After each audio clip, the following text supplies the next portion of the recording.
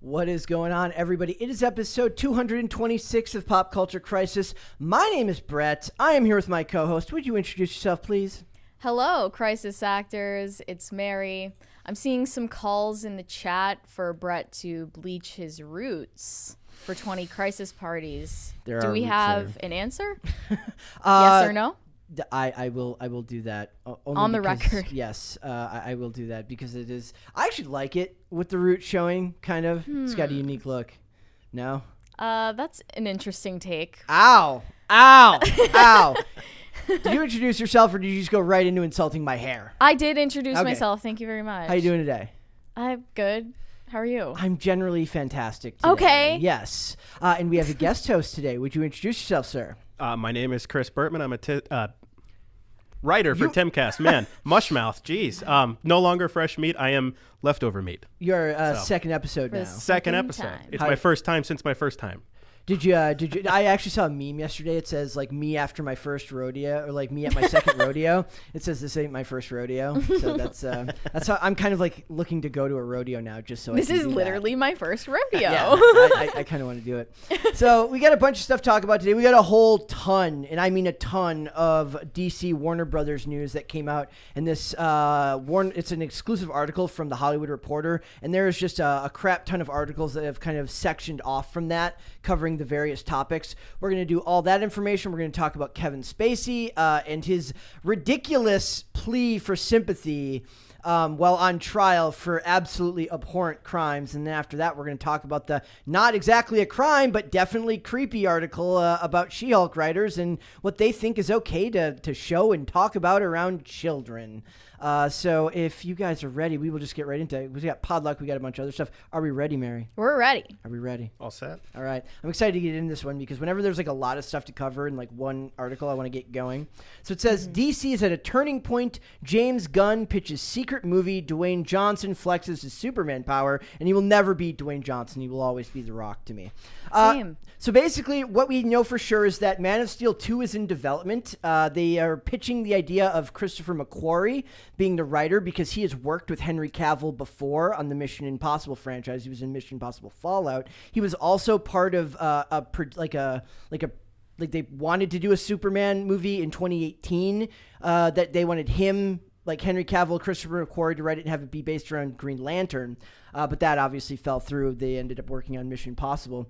And then beyond that, we've got Walter Hamada is exiting DC right now. And his exit is kind of creating what is essentially a power vacuum with a bunch of different creators that are all kind of sectioning themselves off into different corners of DC's entertainment scale, which is James Gunn with his secret project that he's working on, as well as season 2 of Peacemaker. If you don't, if you recall, he's the one who made the good Suicide Squad movie, not the David Ayer one. We've got The Rock, who's kind of commanding his own portion of it because he wants to make his own Black Adam versus Superman movie, which Batman vs. Superman didn't do that well. I don't know if they can pull off these types of more non-linear story writing.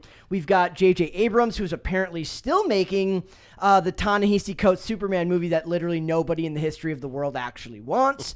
And then we have Michael DeLuca, who is looking to kind of he's positioning himself somewhat like Kevin Feige at Marvel. He was kind of promoted with Pamela Abdy by David Zaslav as the kind of the Warner Brothers Discovery implementation into the DC world, and he knows a lot about DC Comics. He's got geek cred, as they called it. I thought that he was maneuvering to take over that power vacuum left behind by Hamada, not necessarily be Kevin Feige. I think they want him to do something similar to that, like an advisor role, to be somebody who does like. And is like a The Kevin Rock Feige. is trying to position himself as getting an advisor role after Black Adam comes out. So beyond all these people, what I think is the most interesting about it is it still does show, and we're going to get into all the information, just how chaotic DC really still is and how disorganized it is. And it kind of, in a way, as much as I hate most of the stuff that comes out of Marvel, makes you appreciate just how like much of a firm grip Kevin Feige has on the products, even if the products they're making are substandard. Like when they release their schedules, you expect the things to come out on time, and all the projects that are announced, and all the projects that are announced to actually come out. Well, not necessarily. They just pushed back the release dates for a bunch of Marvel films. Yeah. But they're still going to come out. I don't believe that necessarily all of these projects will come out. DC has a long history of saying, we're going to make this, and we're going to make this, and we're going to make this. There's a lot of vision and not enough follow through. So the number one thing is Black Adam, I think, first, because that comes out on Friday. We're going to be seeing it Thursday night. I think The Rock is as a leading man in Hollywood and having a lot of influence. He was obviously the one who was able to get Henry Cavill back as Superman for their cameo, because Walter Hamada, who is about to leave, he's got his last days as DC president this week as the president of their picture division. He nixed it. He got rid of that idea because he was all in on the J.J. Abrams doing Ta-Nehisi Coates Superman, and The Rock just went around him to Pamela Abdi and Michael DeLuca, and they said, yeah, go ahead, do it, because I think they understand that there's money to be made with Henry Cavill as Superman. So they were essentially Hamada's higher-ups, and then Zaslav is their higher-up? Yeah. Yeah. Okay. And they're like, and basically the idea would be that they were brought in after the merger. So they outrank him. After that, we've got a Flash sequel that has already been written, which, whatever. That it's really disheartening that now they're writing a sequel before they even know whether the first movie is going to be successful. Yeah, it says David Leslie Johnson McGoldrick, that's one name, is known for writing episodes of The Walking Dead and The Conjuring. He wrote it. He was also a writer on Aquaman, the first Aquaman movie, which was fine. It did really well. A lot of people just don't care for Aquaman. It was they care for Jason Momoa. Yeah, but they made like $800 million.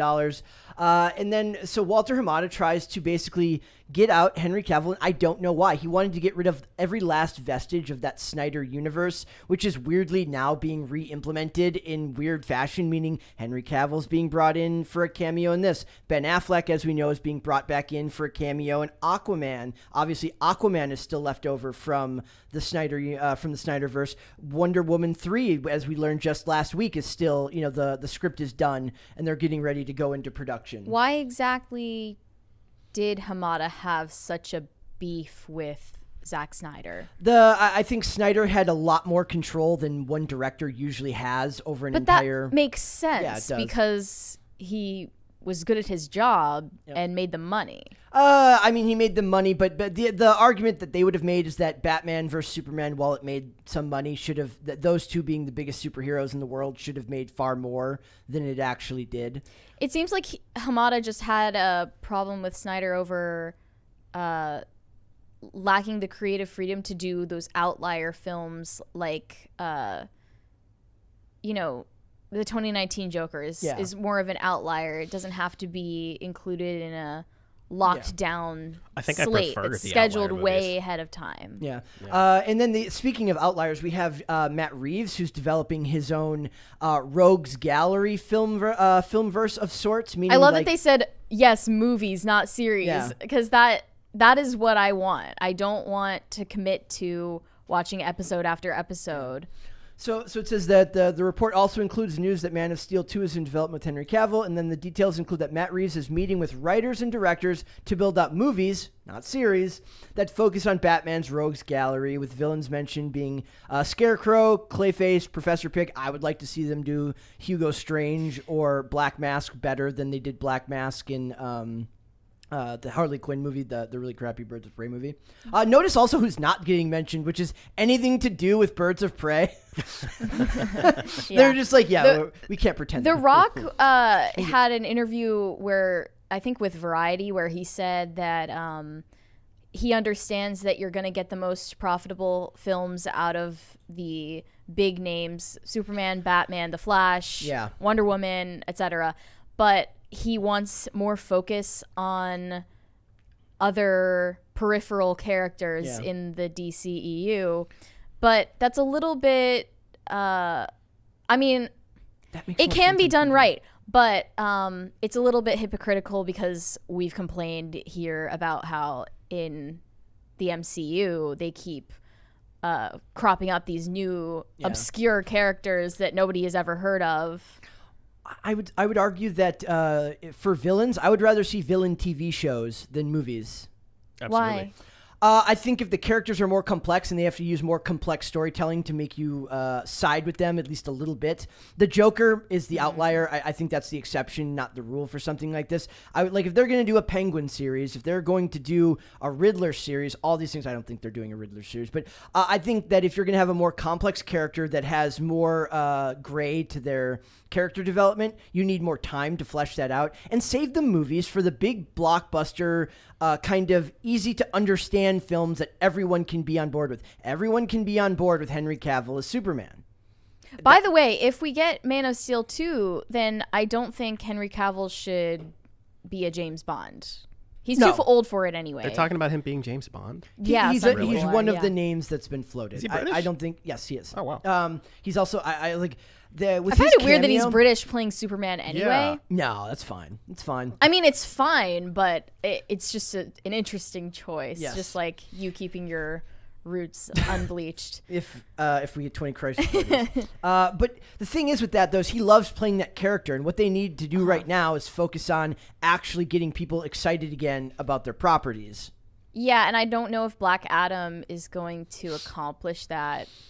And I also didn't see anything mentioned about the Shazam sequel, which got pushed back. And Shazam was originally supposed to feature a cameo from Black Adam, and they didn't end up using that because The Rock seems very, very territorial about what he's going to be involved in. But he seems very passionate about doing source material that actually makes sense. We get down here farther, and they get into a lot of basically what is going on with James Gunn. It says it isn't clear what hero or teams Gunn is targeting, and the writer-director would focus on a second season of Peacemaker first. The studio eyes are very much on Superman under Warner Brothers CEO David Zaslav and Warner Brothers Pictures head Michael DeLuca and Pam Abdi have an intense desire for Cavill to reprise his role. It only makes sense. He's like the most likable dude in the entire world. He is. Well, I thought that was Chris Pratt. They're both the most likable dude. I wonder if Henry Cavill will someday be like Proto in trouble for dating Gina Carano back in the day. Really? Yeah. Why? Yeah, Henry Cavill, he was the guy that said he was doing that men go their own way thing, wasn't he? No way. I'm pretty sure he was. Like he basically said like he wasn't interested in dating something. Yeah. Yes, yeah. Well, he finds it to be extremely risky in the post Me Too world. Okay, so Henry Cavill didn't outright say like I'm a MGTOW okay, MRA. so it was the online trolls that were like he's MGTOW. Oh, okay. So I knew I heard it somewhere. Man of Steel 2 is being produced by Charles Roven and is currently in search for writers. Like I said, I think Christopher McQuarrie could do that, but they're pretty wrapped up with Mission Impossible franchise, which they're filming back to back right now. And the other big question for all this is, think of all this information. So we've got theoretically, if all this happened, we've got Matt Reeves over here developing villain movies. We've got James Gunn over here making Peacemaker 2 in a secret project. We've got Matt Reeves, who's the other one? We've got Superman being made by not Abrams. Theoretically, you could have Superman, Ta-Nehisi Coates' Superman being made by Abrams. You could be having DeLuca promoting the Rock doing Black Adam versus Superman. Who the hell is going to be in charge of actually making sure none of these end up on top of each other when they're being released? There's only so many weeks in a year. Yeah. Like, when do you start production on all these to make sure that none of these end up overlapping with another? You can't run into a Marvel movie at the same time. You can't run into another one of your own movies at the same time. You need someone in charge at the helm. It's not going to be Dan Lin, who was the other producer that they kind of listed, and then he backed out of it. Who the hell do you do to find a way to do this? Because David Zaslav can't do that. He's got a whole thank you. He's got a whole company to run. I kind of like the idea of like they're gonna release these first ones, and it feels like what will happen is that whoever ends up with the most successful project will get more clout and then get more control. And unfortunately, that won't work because you need somebody who's not attached to any one project to run things. Right. You need somebody steering the ship with a clear vision. There is no clear vision here that I see. Yeah, that's what would happen if Dwayne Johnson ended up in that role, which I don't know why people are calling for him to take over DC Films. Yeah. Because he has no experience in producing films, as far as I know. Yeah. Like, he just seems like he's willing to throw ideas out there, but not follow through on them.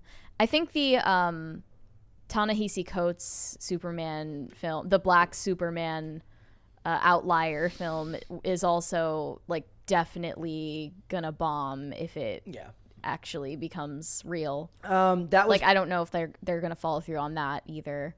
Making it Clark Kent and not making it Calvin Ellis is a horrible idea. Not making it alternate universe Superman, and just the fact that they think that that's still going to work in current year. Maybe if you didn't have like a perfectly good option right there, you could like oh, what the hell? We'll throw something at the wall and see if it sticks. You have a perfectly good Superman right there.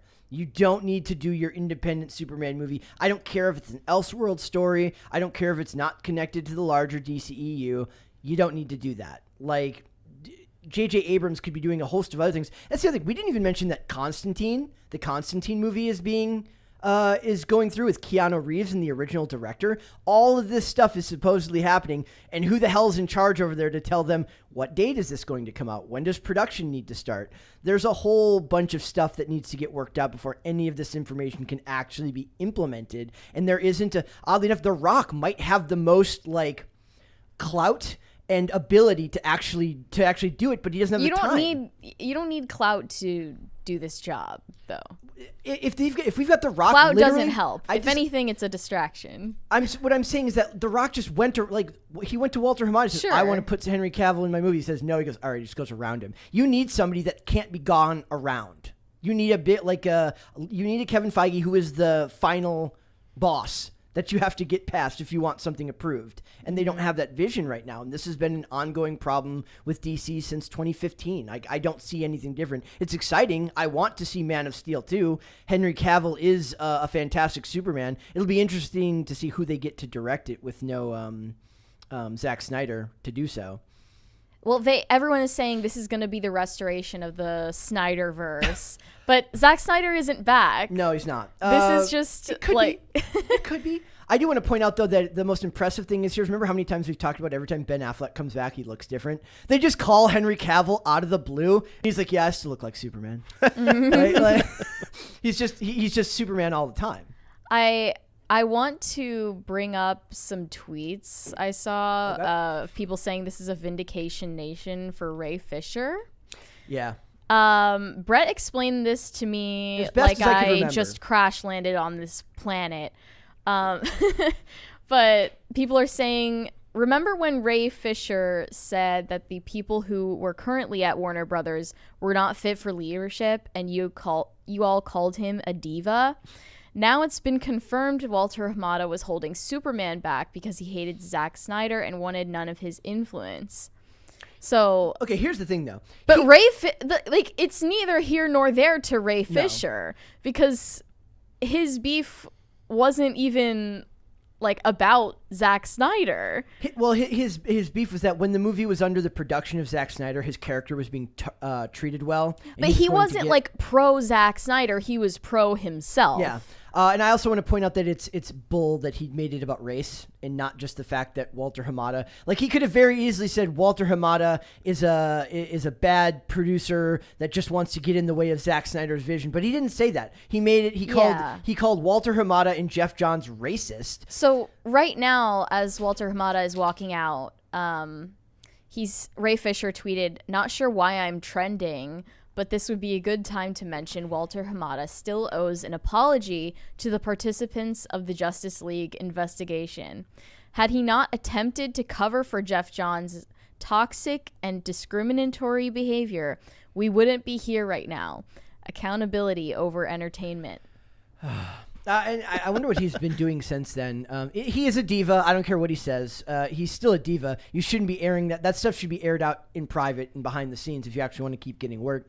His remarks about the leadership at Warner Brothers was about himself and him, I think, justifiably wanting the screen time that he was promised. And that ended up happening in the Snyder Cut on HBO Max, where the story makes a whole lot more sense when his character actually gets fleshed out. It makes a whole lot more sense.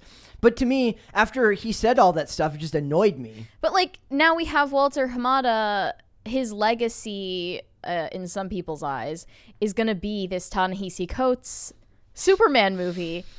I wouldn't be surprised whose if that future is still in question. But, like, clearly the guy isn't racist. No, he's not. And that's not the reason why he wanted to cut him out of Justice League. What's funny about that is that I see it as one of those things that will never get canceled. They'll never What'll happen is it will sit in development hell for like 50 years because they never want the headline that says Warner Brothers cancels Ta-Nehisi Coates' Black Superman movie because it'll be problematic. Yeah, it's a problematic headline. So it's just gonna sit there forever, and they're gonna be like, we're basically gonna be threatened with it every few years. Like kind of like they're doing with Rian Johnson doing Star Wars again, where every few years you have to get the threat of another Rian Johnson Star Wars movie. Oh man, if only Wesley was here to hear me say that, right? He would be pissed. Like we're gonna be like, oh, that Ta-Nehisi Coates Superman movie, that's coming, and everyone's like, please God, no, don't do it.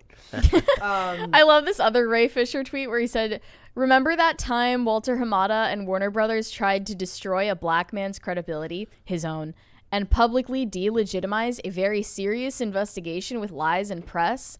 But hey, Black Superman, ... That was from February last year. It's very clear that he doesn't care about race. He cares about himself. Yeah. He cares about using race as a bludgeon. The other funny thing about it is, let's be fair. He could be right. I mean, when a company like this investigates itself, we all know what ends up happening. It says, we have looked into it. We have investigated ourselves. And we Our have found HR reps, who are solely responsible for protecting us from liability, investigated this and found that we did nothing wrong. Yeah, but I think they brought in an outside law firm to investigate this. But still, they know where their bread is. But like, I don't buy for a second that they can't be like, you know, whatever you find is fine. But like, pay a little more stipend if you find nothing. Yeah. So. We'll see. Walter Hamada did not go to the Black Adam premiere, which just seems like a really big, like... people were making jokes about, like, if he had attended, how he would react to that post-credit scene where you get that cameo.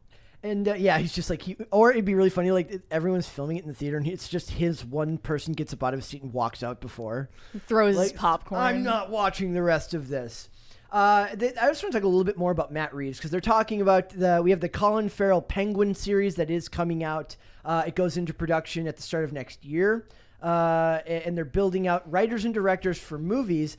But the Batman... Is that series going to be on HBO Max? Yes, it is. And the Batman made $770 million. I liked the Batman less both times I watched it. I don't really care for like for the Robert Pattinson Batman. I haven't seen it. That's just me. It personally. was pretty solid. It was. Yeah. It was too long. It was long, but I've never been like a Batman person, but that movie I thought was pretty decent up until the point where Catwoman does the whole white privilege line. I'm like, you lost me. I'm done. I heard that actually was like reversed. Maybe this is like a hot take, but like it's actually after showing you who Batman is throughout the movie. And her making a comment like that, it's actually to be like ironic and show that like what she's saying actually has no credibility. Well, if that's true, because you're showing that this rich, powerful white man. But that was her dad. Well, but like the generalized comment about it's like still the language, like overpowered rich. I'm white done man. with the language.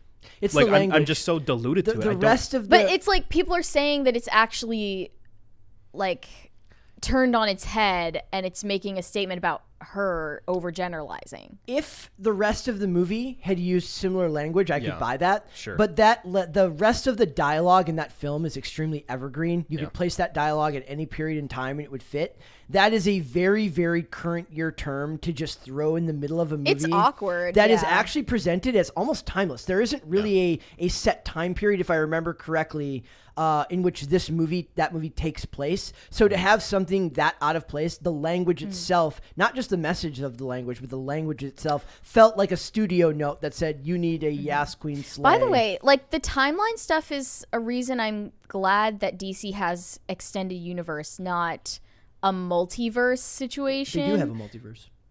Wait, really? Seriously? Yeah. How? What do you mean? Well, Ezra Miller doesn't exist in the same multiverse that the TV show version does, and they did Crisis on Infinite Earths on there. So technically, they do have a multiverse. Yeah, but it's not in the same way that the MCU does it. Well, they brought in Michael Keaton as Batman. Michael Keaton as Batman. Well, Ben Affleck is also as Batman. They have a multiverse. They absolutely have their own. But that's just a mantle. No, it's not. It's two Batmans that are the same Bruce Wayne. I take the Eric July opinion of this. It's too much. Yeah, it is. It's too much. Like, can we please keep something canon, one universe? And it's a cop out for writers. I was just thinking about how berries. She-Hulk is set in 2025, and they're like trying to calculate exactly which month in 2025 it's set. Like, why does it even matter? It doesn't matter. And then I also took note of when we watched Samaritan. That's like not even in DC or Marvel, but like. We watched Samaritan. I noticed that all of the extras in that film had flip phones, and like Nokias and stuff, and it's just like a random but weirdly like solid timeline choice to put it in the 2000s. Yep, that's a good thing to do. To some places will do like weird where they'll like throw it on their head where they'll have modern cars but old tech, or vice versa and stuff like that. I also want to point this out. This was very interesting. It says Black Adam's was originally R-rated and had 10 violent kill scenes, and it took 4 rounds of cuts from the MPA to get a PG-13 rating. Do I buy that? Seems Look like how edgy we are. Seems like marketing to me. I do think that they have an they want to continue their dark and gritty tone. Which I'm all for, but if you're going to do it, just go R-rated and make it R-rated. Kind of like Deadpool. Yes. By the way, you said that you want these feature-length films to be the easy-to-understand characters, and I don't think Black Adam is that easy-to-understand character you're talking about. No, it's not. He's shown just, like, indiscriminately murdering people. When I say easy to understand, I guess I think I misrepresented what I meant. I meant more, you've got a list of the most famous characters of all time. Use them. Stop focusing. Well, yeah, but in reference to villains needing a series. Until you have proven your track record, you've got Batman, you've got Superman, you've got Wonder Woman. Use them. Prove you can use them first before you expect me to buy that you're going to pull off some weird out of left field character. Put it this way: the reason why I don't trust that they can do a dead Black Adam versus Superman movie is because they have not proven to me yet that they can make that film to my satisfaction. Right? I thought the extended cut of Batman versus Superman was fine.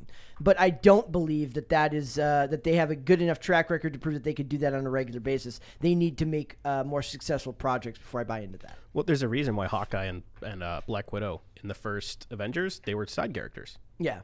Nobody really knew it. Nobody knew of them that well until Avengers came out. Yeah. So and that's like its own ecosystem of fans now, anyways. Yeah. Let's go to Super Chats. 1000-Foot Deep End said, I owe Brett an apology for my emoji super chat yesterday. I meant to say it's the rolling, laughing, crying emoji he stopped using. I'll still be sticking to my boomer ways, though. Glad to see Chris back. We're all boomers here. Yeah. Not me. Mary's like, I am not. I would never use the rolling, laughing, crying emoji. It just makes her sick to her stomach just thinking about it. The Last of My Kind said live-action Superman Shazam return of Black Adam. We'll see. Like that's another. We didn't get any mention in there of Zachary Levi's Shazam movie. And out of all the movies they've made, that was solid. Shazam is the best that they've. That off the top of my head of the extended universe films, right. Other than Wonder Woman, the first Wonder Woman movie. The first. We don't talk about the second. I give. It's really funny because I spend I think a lot of people they think I love the Fast and the Furious movies, but I'm really just defending the Fast and the Furious movies. They think I love Ben Affleck as Batman. I'm just they think I love those movies. I'm really just defending Ben Affleck as that character. I could take it or leave it. I've seen Batman vs Superman a couple of times, but I don't love that movie. I just think that Dane has a particularly bigoted and hateful opinion of Ben Affleck that needs to be called out. Right? He's seething right now. He is. He's so mad. Last of My Kind said Giancarlo Esposito as Mr. Sinister as X-Men villain. Yeah, they were pitching Giancarlo Esposito as like Magneto. Was he the guy from Breaking Bad? Yeah, he is. So they were saying for him for X-Men it was either Magneto or Professor X, but I don't remember which one. See, don't get me wrong. I think he would do fantastic. He's a great actor. He is. But every single time they do some kind of a race swap, I'm inclined to think they're just checking boxes. They are. You know? I mean, but really Brett's okay with that. It depends on the. It depends on the. I admit to not being completely linear in my thought process there. Like sometimes it works, sometimes You're like, it doesn't. as long as they don't mention that they did it. As long as it doesn't become a core element to the character, as long as that doesn't matter to the character. That if they make James Bond, if they make Regé Jean Page James Bond, I don't care as long as it just doesn't suddenly become about a black spy. Because he's just a spy. Okay. But I understand where the hatred for that idea comes from. Oh my God. And why people hate it so much. But it's like, for me, I'm more inclined to give it leeway than some people. Okay. Last of My Kind said Rock's clout would help land, but not do the job. Yeah. I don't know if he would necessarily be able to, but I imagine that as somebody who's made it as far as he has, to make as much money as he has and to be as well paid as he has, for movies that ostensibly don't seem to do all that well. Like I said, maybe he's a box office draw. Maybe I think it's a little bit inflated. He'll be in anything with a jungle, apparently. He's definitely got a lot of friends. He does. Like I'm saying, that I think that he is very good at negotiating. Mm-hmm. So maybe that would speak to the idea that he could do that job. Caber2X said Aquaman's portrayal in The Big Bang Theory was its death knell. Can we hope for Adam Strange? Make mine Marvel. Well, like I said, they need to first prove that they can take the most famous characters in all of pop culture and actually make them work. Give me one more good Wonder Woman movie. Give me a Batman movie that everybody likes. Give me another Superman movie with Henry Cavill. And even that one, even Man of Steel, people didn't necessarily like it. A lot of people hated what happened with Zod at the end. I didn't like it. Like a lot of people didn't, but people like Henry Cavill as that role. Oh, he was a solid Superman, yeah. Cast well, Yeah. make a few good movies first, and then we'll talk about it when you guys hit puberty. That's what we will do. Yep. Yeah, but on the side, you're fine with series on HBO Max about any of the rogue characters? Yeah, I think there's more time to explore them there. I would like to see more of what Matt Reeves could have to offer in a longer form version of content creation. I don't think they know what HBO Max is for still. No, they're still figuring it out. I still see memes where like people are saying HBO Max is for the girls. It has Euphoria and lifestyle shows on it, and like all of them teen dramas. Yeah, but like I watch on HBO Max. There are a lot of dude shows on HBO Max too, though. It's where I watch The Wire. It's where I watch a lot of the shows that I like are on HBO Max because they were HBO shows to begin with. Yeah. Mm-hmm. So. Yeah. T-Bone said, Brett, are you excited for Shazam 2? Out of all of them, yes. Had a pretty good trailer. Yes. I am more excited. Zachary Levi knows when to shut up. For the most part, he said a few stupid things, I think, during Captain Marvel. He said something stupid during the original Captain Marvel promotion. But in general, Zachary Levi is a lovable guy. If you haven't seen Chuck, it's on HBO Max. You can go watch it there. It's a good show. I think that him and the young, I don't remember the name of the young actor who plays the young version of Billy Batson, but in general, I thought that was the best offering they've had from the DCEU.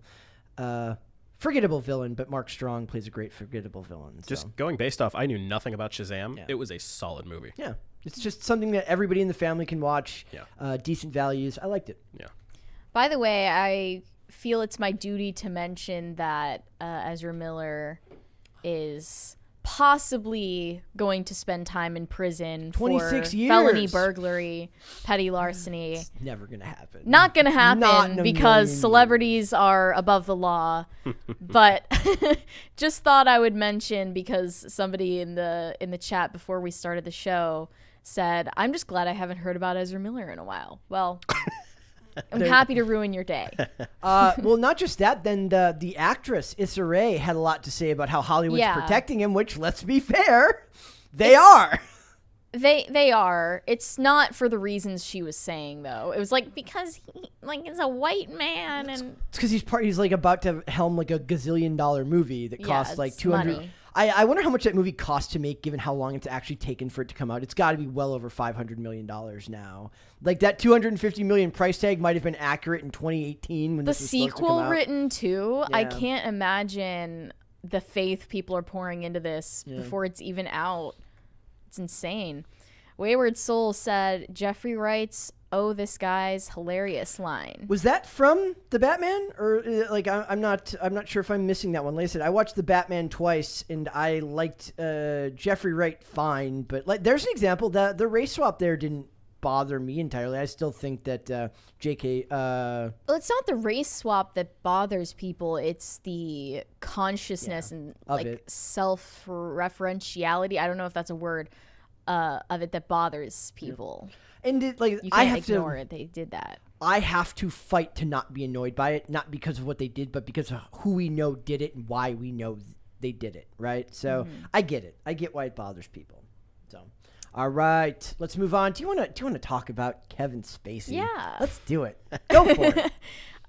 Kevin Spacey was on the witness stand in New York recently on Monday, and he was trying to gain sympathy from the jury by talking about his father, who allegedly is a neo-Nazi and a white supremacist.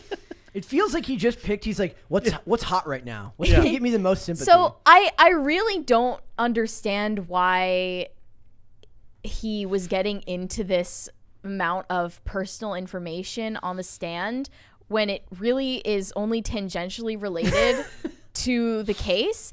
This is because Anthony Rapp, the person who accused him of sexual battery, claimed that he was a fraud for not coming out as gay and then only coming out as gay when these accusations were public. That was what I was going to point out. I said, let's be fair. This is the guy who, when accused of like R-wording a bunch of children, said, hey, I'm gay. There's another case that he's going to be on trial for in the UK in 2023. That I think was an adult though. Yeah. We read about that in before. the UK. Yep. So he responding generally to the claim that he was a fraud or living a lie for not coming out, had to defend himself and brought up all of this personal family history.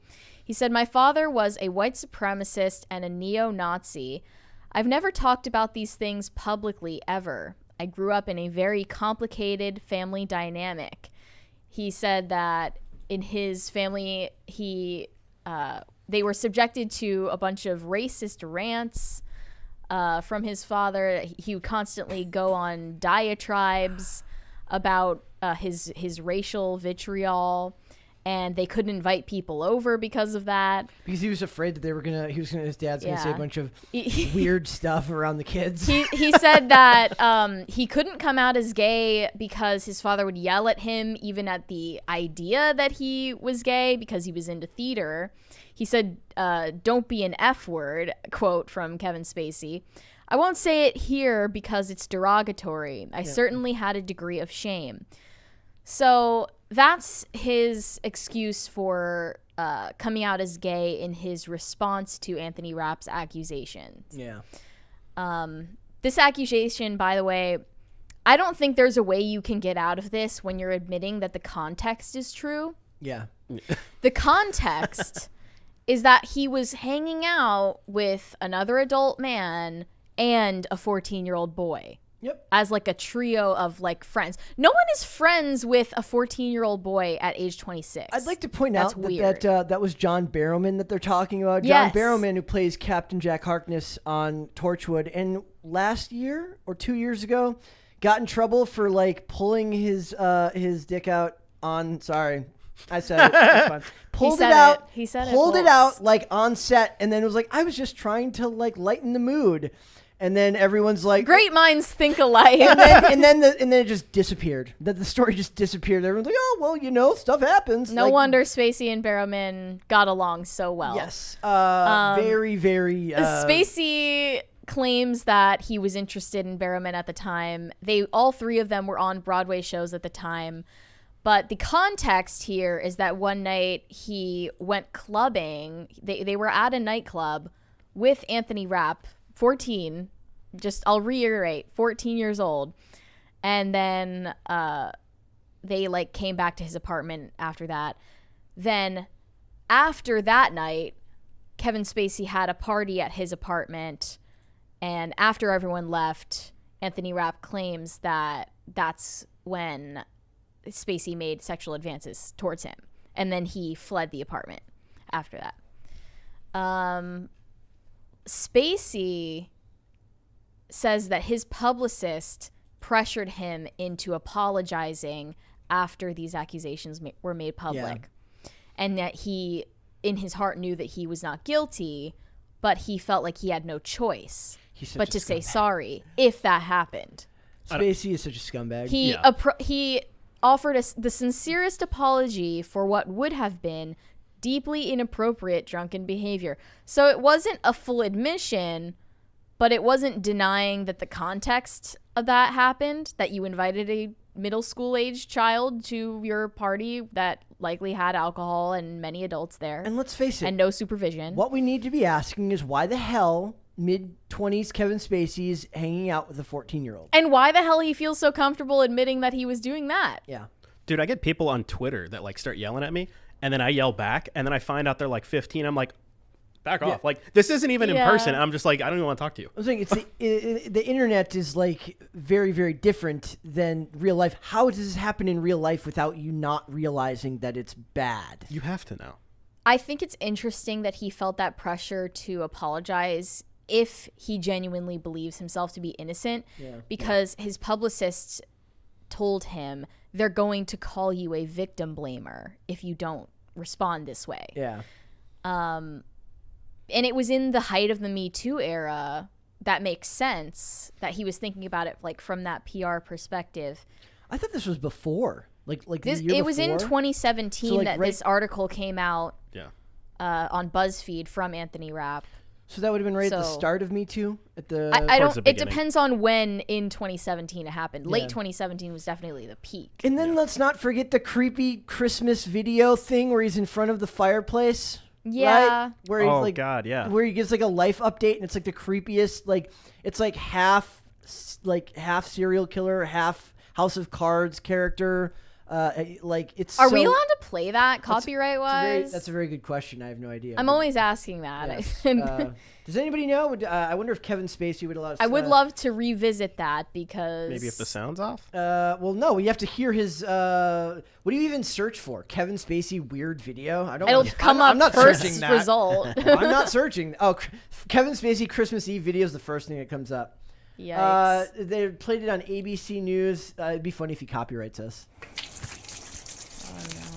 Let me be Frank. Gee, I wonder where the name Frank came from.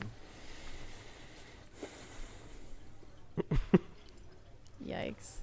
I know what you want. This is after everything came they out. Tried to separate us, but what we have is too strong. It's too powerful. I mean, after all, we shared everything, you and I. I told you my deepest, darkest secrets. I showed you exactly what people are capable of.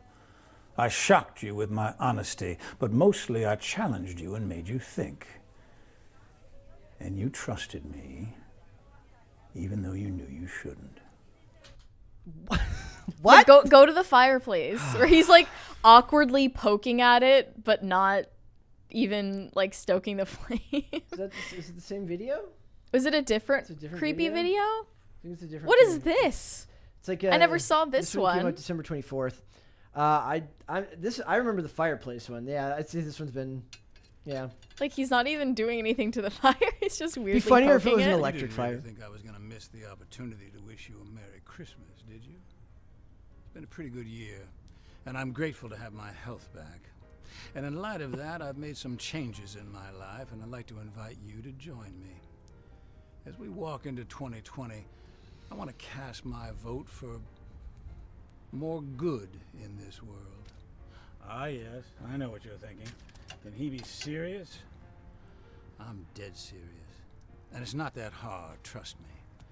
The next time someone does something you don't like, you can go on the attack, but you can also hold your fire and do the unexpected. You can kill them with kindness.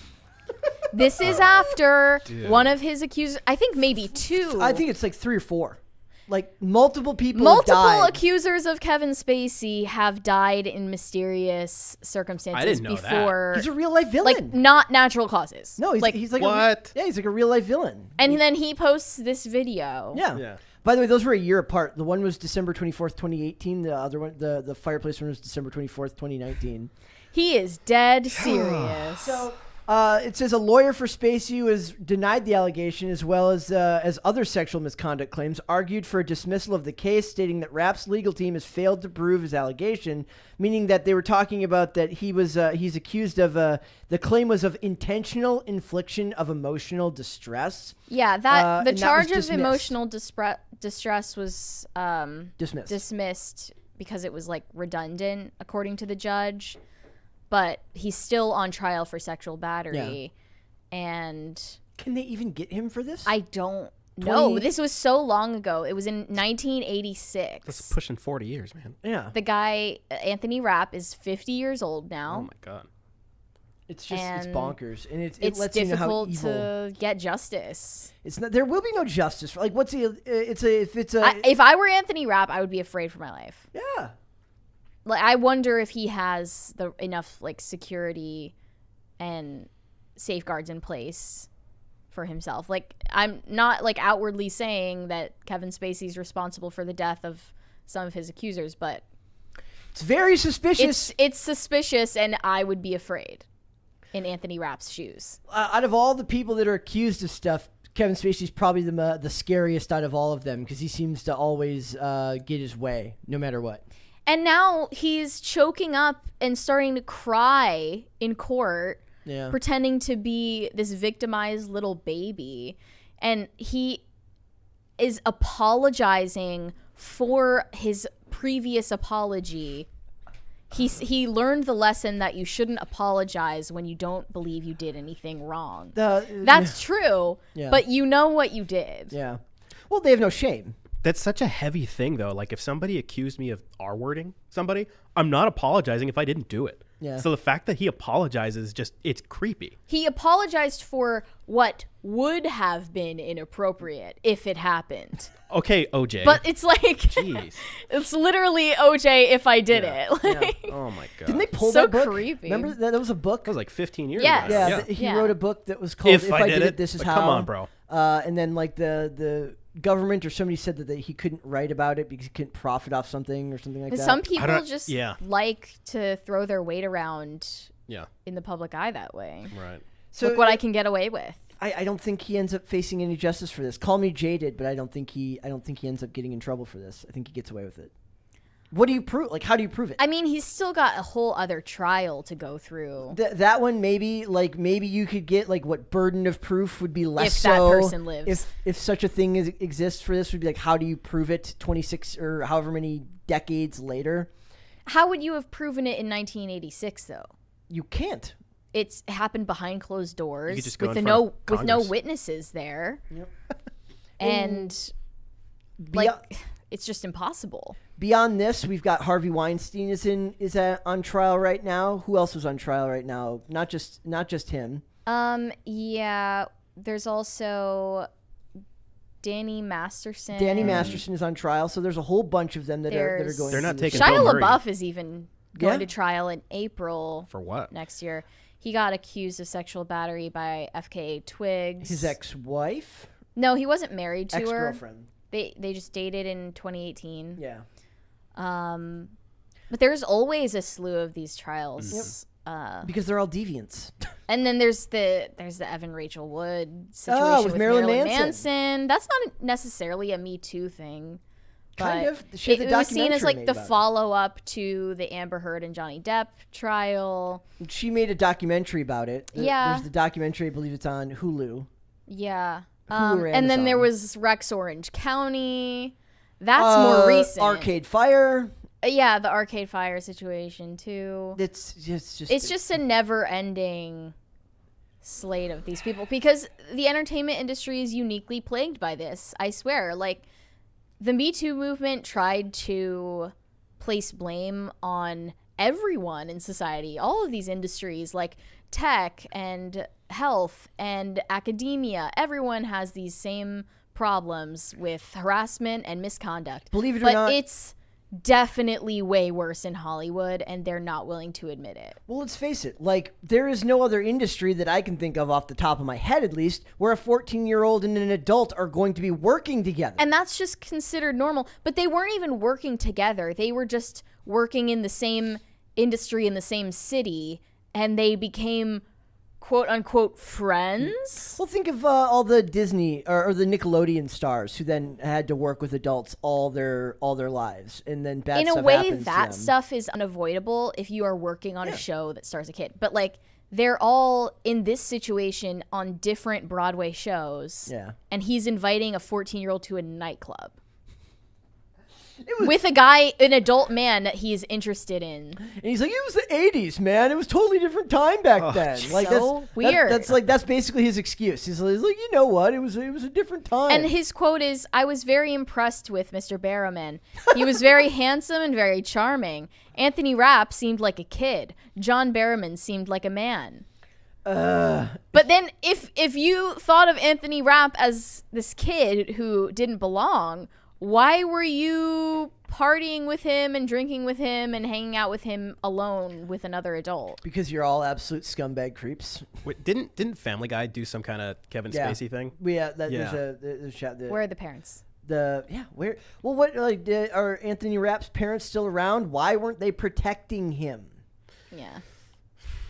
That's another party that's at fault. Is that we talk about like Hollywood being at fault, and they are, but you have to also, these parents have to realize that it is not a viable thing, that your chances of coming out of it unscathed if you start as a child are a hell of a lot worse than if you start as an adult. And even then, didn't Spacey's lawyer claim that Anthony Rapp brought forward these allegations because his career was dipping, and he was looking to ride off of Spacey's coattails? I mean, that's actually like a the thing that would happen. defense lawyers for people accused of sexual battery and misconduct in Hollywood are always like the most accidentally brutal people. Like, they inadvertently don't give a crap. say what people on Twitter are not allowed to say in court. So it says, days after the first meeting, Rapp testifies that he went to Spacey's home for a party. Again, why was a 14-year-old at a party? And everyone at the party just acted like that was normal. Who knows? Who else was there? Like underage. 26 years ago, or however long ago it was. It says, but the unidentified friend, who was also a teen at the time, reportedly claimed in a deposition that they went to Spacey's home the first night they met when the Oscar winner attempted to entice Rapp into a sexual encounter. It's just, can we just throw him in jail? Yeah, and it's like, I don't care if he was drunk. You don't do something like that when you're drunk if you didn't conceive of doing it while sober. And he shouldn't be there to begin with. Right. The kid shouldn't be there to begin with. Admitting openly to the context and having the excuse of like, oh, it was just the culture of our work environment and the time back then. Yep. You don't get an excuse. It's just, it's disgusting. I did see a meme the other day. It says Steven Tyler looks like the mom who would let you drink over at their kid. The friend who has a mom who would let you drink over at their house as long as they took your car keys. Yeah. That's accurate. Yeah. So I don't think anything happens to him. I think he ends up getting away with it. It's just maybe the other trial, but we'll see. It was just a good time to also highlight another point in which we point out that Hollywood is full of absolute scumbags. Yeah, it is worth mentioning. Let's go. We got some super chats there. Wayward Soul. Oh, no. DD Mega Doo 97 said, didn't Family Guy do a bit about Spacey having an R-word dungeon? There you go. Yeah. I remember that. Yep. Why did I memory hole that? Bobcat said Kevin Spacey would probably get a better jury verdict if he played up the scary bad guy vibes. Well, that's what he's going for. Wait, why would that give him a better verdict? Because they'll be scared of him. They don't want to get... The jury would then be in wanna... danger? Mm-hmm. He's still working, by the way. Oh, yeah. We talked about that. He had 2 movies at Cannes this year that they were shopping around, and like directors in other countries are just like, fine, yeah, sure, we'll work with them. You know, and that's the European way. There's no... That was mean. There's no industry that talks this much about accountability and has none of it actually enforced. Maybe that's the worst part of all of it, is like it's just the blatant lies of it all, that they don't actually believe anything they're saying. Yeah. Like we were talking earlier today about about Olivia Wilde, and maybe we'll talk more about it tomorrow if more stuff comes up about her getting an award and patting herself on the back for like dealing with misogyny. Dude, they're It's so actors. hard. They're used to this. It's so like this is difficult. their career, is to just lie. Yeah. It's like, but that's why you shouldn't worship them, and why nobody should look up to these people as any type of person to support or look up to. All right. So speaking of creepy stuff, There's got more. We've got more. There's always more. Aren't you happy? Doesn't it make you excited to talk? Like, does this actually? Before we go on, does it drain you to do like to have to talk about this stuff? Like day in and day out. Weirdly enough, no. Because the only thing you can control is your conduct and you know. But there isn't ever your a time character when no one's looking. Yeah. There isn't ever a time though where you look at this stuff and you're just like, oh, the world around me. Yeah, I know, but like I'm so desensitized to it at this point. It's I mean, it phases me anymore. What about you? I think I'm desensitized to it. You know what's funny is before I started like professionally doing this stuff, writing, I think it would like control my whole life. Now it's like once I'm done with my workday, I don't care. Because like, you have to be engaged with the news cycle Yeah. all the time while you're working. Yeah. It's not going to be a hobby for you. No. It shouldn't have been a hobby before anyway. But I like know. that's something that a lot of people fall into. Yeah. But for me, it's the opposite. Like before, I could hear this stuff and just be like, well, the world's full of awful people and go on with my day. Now, because it's part of my work, it affects me more than it used to. I think worse than the, Hollywood being scumbags thing is all of the stupid, shallow, superficial stuff that we see. Like basically everything that comes out of Emrat's mouth. Like about all the drive-by comments that celebrities make that make it to the headlines. That's what annoys me more. Tell everyone who Emrat is. Oh, Emily Ratatouille.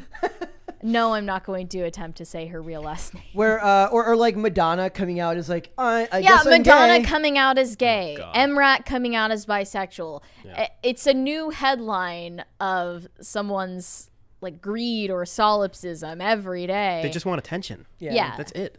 It's a lifetime of just like big announcements about how they've overcome some big hurdle in their life that a normal person's like, wow, your life must be very, very difficult. Yeah. So, Yeah. let's move on to the next just absolutely Can't heartbreaking wait. topic. Are you excited? You're Yeah. excited. All right, here we go. She-Hulk director wanted to make a sex-positive show that kids could also watch because it's the end times and we need to just bring on the comet, I say. Who's the creator? Is that Anthony Rapp's mom? The I believe creator. it. Probably Anthony Rapp's mom. Jeez. So basically, this is from the director. Her name's Kat. I don't know if it's pronounced Coiro. Quoro, I think. She tells Polygon that Tatiana Maslany's take on Jennifer Walters, the hustling lawyer under She-Hulk's gamma-irradiated skin, Jennifer Walters was decidedly not larger than life, at least not in human form. And without a ticking clock evil villain premise pushing her in every direction, Marvel got to explore superherodom in a totally unique way. Well, maybe you should have had the evil villain, and then this wouldn't have to be an article. Right. I'm just saying. Because they have this set up like it's a sitcom about just a random person. Yes. Like her superherodom is like barely even addressed other than how she looks. And she looks terrifying. But this was the problem with the Hulk in the first place. When the first one came out and then the 2008, what's his name? Ang Lee. The Edward Norton. It's I forget who said it, but it wasn't until 2012 they finally got, oh yeah, he's just a big green dumb guy that smashes things. Yeah. That's it. I don't want to see like some smart Hulk. Don't you want to see a girl boss version of Hulk that smashes patriarchal expectations? Let's read let's read more. So it says, the thing I've always loved about the show were the smaller moments and being able to see a superhero coming home and kicking her shoes off at the end of a long day at work. She says she cites Ant-Man as one of her favorite Marvel movies simply because it has the little kind of peaks at normal life. This is what I'm talking about. They want to make slice of life stories that don't fit within the context of the type of storytelling you're doing. If you want to make slice of life stories, get your ass over to some other company that's making stuff on a way smaller budget and stop wasting everyone's time and money. And while Koiro was thrilled to stage Daredevil hallway fight scenes and the momentary season finale brawl between Hulk King, Abomination, and She-Hulk, which she reveals thanks to a loopy schedule was the first scene that she actually shot for She-Hulk, she was excited to take the series in an uncharted place for the MCU, specifically the bedroom. God help us all. Here's what she said about that. We always felt like there was a fear around sex and around the idea of sex positivity. So it was our job to keep having the conversation. We wanted to say, look, she's a woman in her 30s navigating modern life. Sex is a part of that story, and ask how far we could go. I know it's something that's very important to her, this idea about Tatiana Maslany, this idea of sex positivity and smashing the rules when it comes to women and the way that they're perceived. Look, we are not in a society where you're smashing anything right now. What you're doing in the show is the opposite of breaking new ground. You're doing literally what's expected of every childless, unmarried woman in their 30s, which is a carousel. Nobody cares. This is not the kind of smashing I want from a Hulk. No, it is not. You're not breaking new ground. She's smashing Matt Murdock. She's smashing your misogynistic expectations of women. And then you want to go on and talk about smashing because patriarchy. So they didn't want to just do that. They wanted to be able to do it while involving kids in the experience. Yeah. So for some reason, it was important to Quoro to make this show palatable for all ages of audiences, while including sex scenes and sexual themes. Do you remember when we talked about House of the Dragon, and we talked about the art of just cutting away, and that there is such a thing as like show don't tell. Sometimes you can give people the general idea. You don't have to actually show. You can just give. The style of She-Hulk, where she's breaking the fourth wall all the time and addressing the camera and the audience and addressing the fact that she is like a character in the MCU, is the absolute definition of telling rather than showing. You're not showing anything. No. And this is like, I think, demeaning to the character of Daredevil because of the context from which he's coming. Like, I don't like inserting him into a sitcom and changing the tone of his portrayal of Daredevil completely in doing so. And then they pan to like their superhero outfits, suits. So also, like in a rom-com style. I've never read the She-Hulk comics. I'm assuming though this isn't anything like what the comics are. I've heard that there's some of this might be accurate to the Really? comics. I don't know if that's necessarily true of the John Byrne run. I just know that we're getting off topic. I want to talk about the stuff that really bothers me about this, and that's the stuff about saying that they wanted to make it for kids as well. She said, this is specifically the quote that like threw me. We wanted to make it realistic and about a woman navigating sex, but also make it something that everybody can enjoy, including children, because there is an element of the show that's really fun for young people. You get to Excuse me? You get to pick, okay? Do you want to Is this Sex in the City Sex in or the City? Paw Patrol? Figure in yourself out. Sex in the City is for adults. Paw Patrol is for kids. She-Hulk can either be for adults or for kids. You don't get to have it both ways. Obviously. They want it both ways. You would think that's obvious. How would she say something like this openly? Yeah. It's like she knows exactly who is getting like angered by these comments. Even just listen to this phrase. She-Hulk is easily one of the horniest shows currently streaming on Disney Plus. What a sentence, man.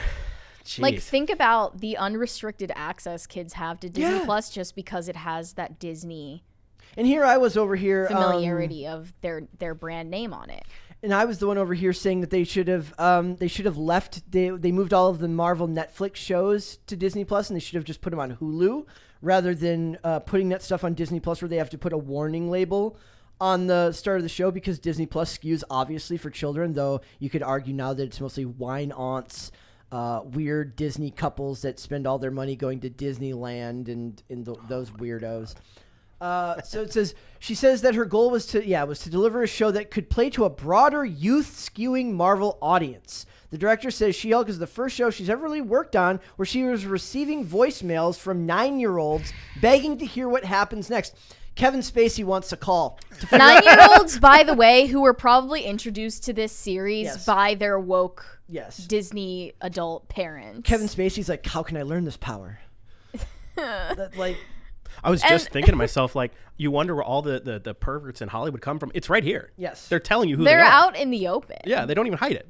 Well, she's a woman, so she gets a pass. By the way, she just gets to do whatever she wants. Got it. Who is trying to sexualize Tatiana Maslany? Nobody. Sorry, but whatever it is, whatever ScarJo has, she doesn't have it. Yeah. No, she doesn't. Unfortunately. She's a sexless girl boss wearing a pantsuit. And she's green and 6'5". I think back to like you said, like it does, like where do they come from? They clearly come from Hollywood. They're right here. Ever notice whenever a male teacher gets accused of something with a student, it's R word and it's abuse. But whenever a female teacher gets accused of something, it's sexual misconduct. They always soften that language. I feel like if this was a guy director, I don't know. Would a guy director be allowed to say this? I don't know if a guy director would be allowed to say this. I mean, James Gunn got away with that's a fair point. All of his tweets.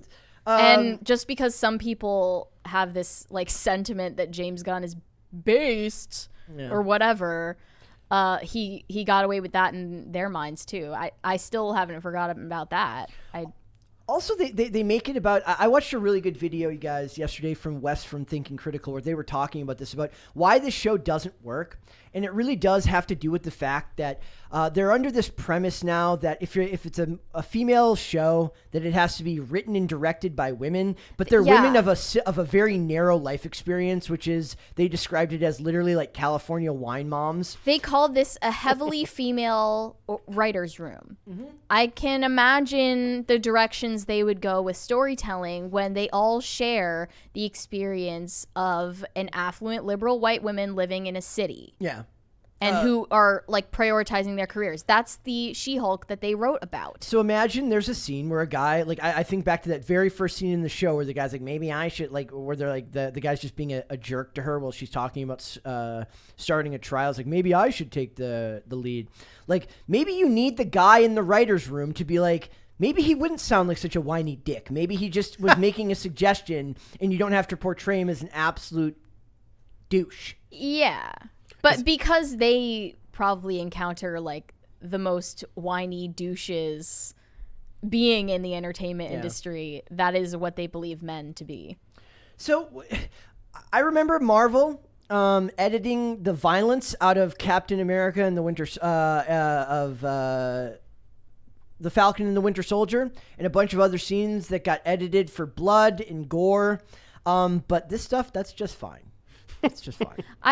I think that a possible solution to this, at least on Disney Plus, maybe other platforms, could be like to shield children from content that might be inappropriate for them or that their parents don't approve of, but they aren't aware that it's on that streaming service, is if they click on that show to start playing it, you could ask for the passcode or the ID, the PIN, the password, whatever the login is for their Disney Plus account, and if the kid doesn't know it, then they'll have to ask their parent, and then like the notice on the screen would be, you're about to watch content that is considered like 18 plus appropriate or whatever, or like 13 plus. Yeah.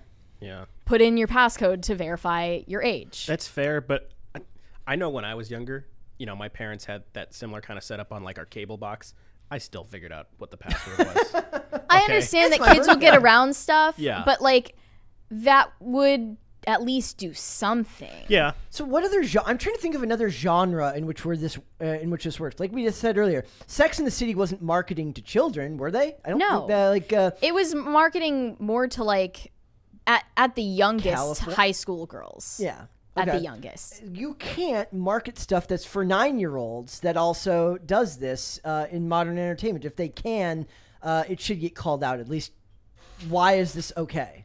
Just saying that this should be watchable for kids while showing a woman, quote unquote, navigating sex, whatever the hell that means. Yeah. I don't know what there is to navigate She-Hulk other than you being 6'5". But like, it's just so brazen the way they put it out there and shameless, and no one calls it out. Well, I don't see people having an open conversation about this.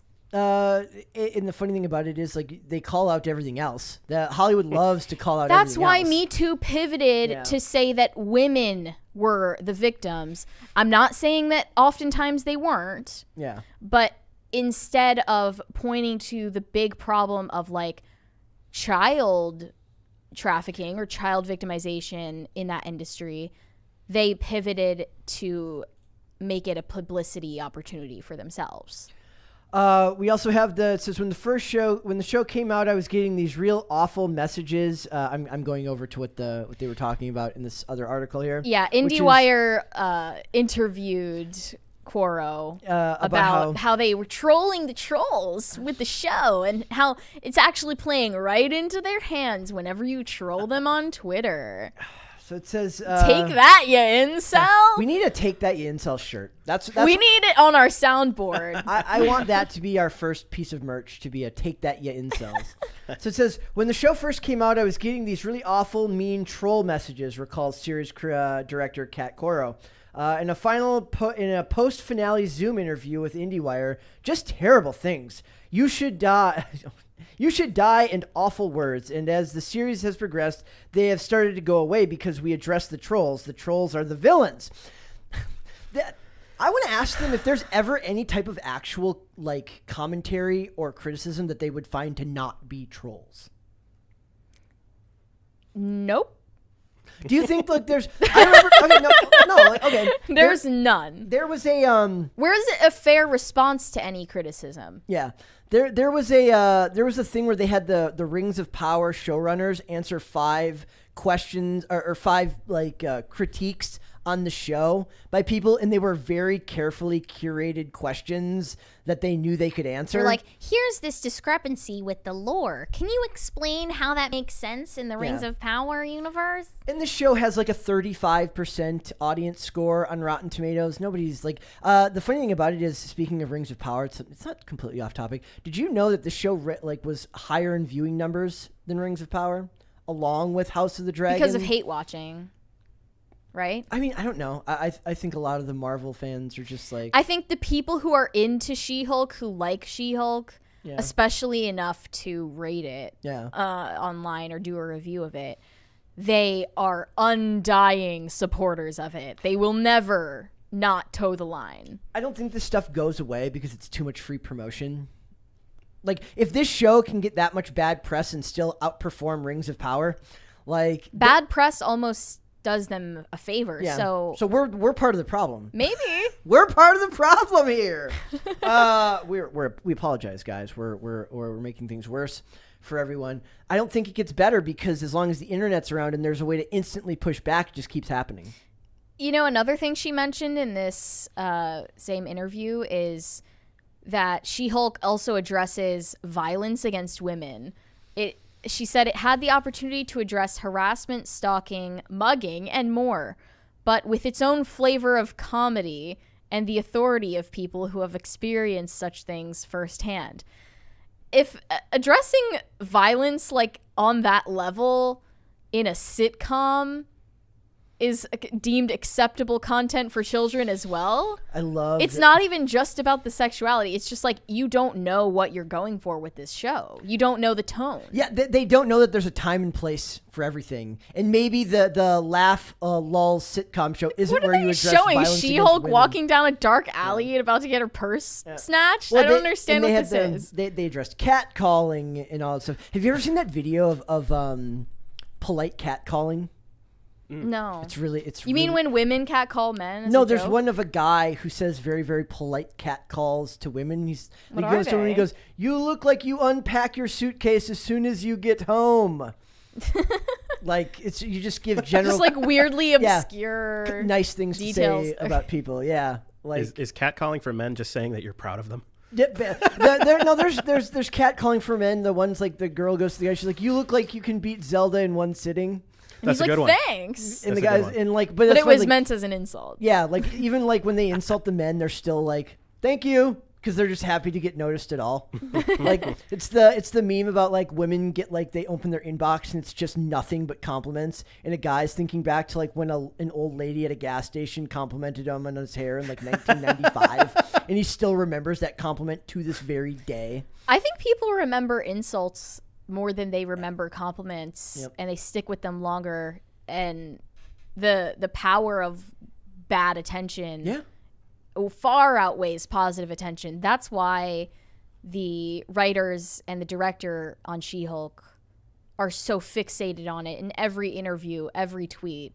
They always have to address it. So maybe this is our We fault. got as- Jamila Jamil addressing it on Twitter even. Maybe this is our fault as dudes for complimenting women. So maybe like if they weren't so filled with like giving so many compliments all the time. Desensitized Yeah, they're to so positive attention. desensitized to positive attention that they get it all day. That when they get the one negative thing, it really bothers them, right? So maybe if they didn't get both. If they got a couple of negative things and a couple of positive things, they would realize that there's more important things to worry about. I don't know. I think compliments from strangers don't mean much. No. But compliments from somebody you know Do.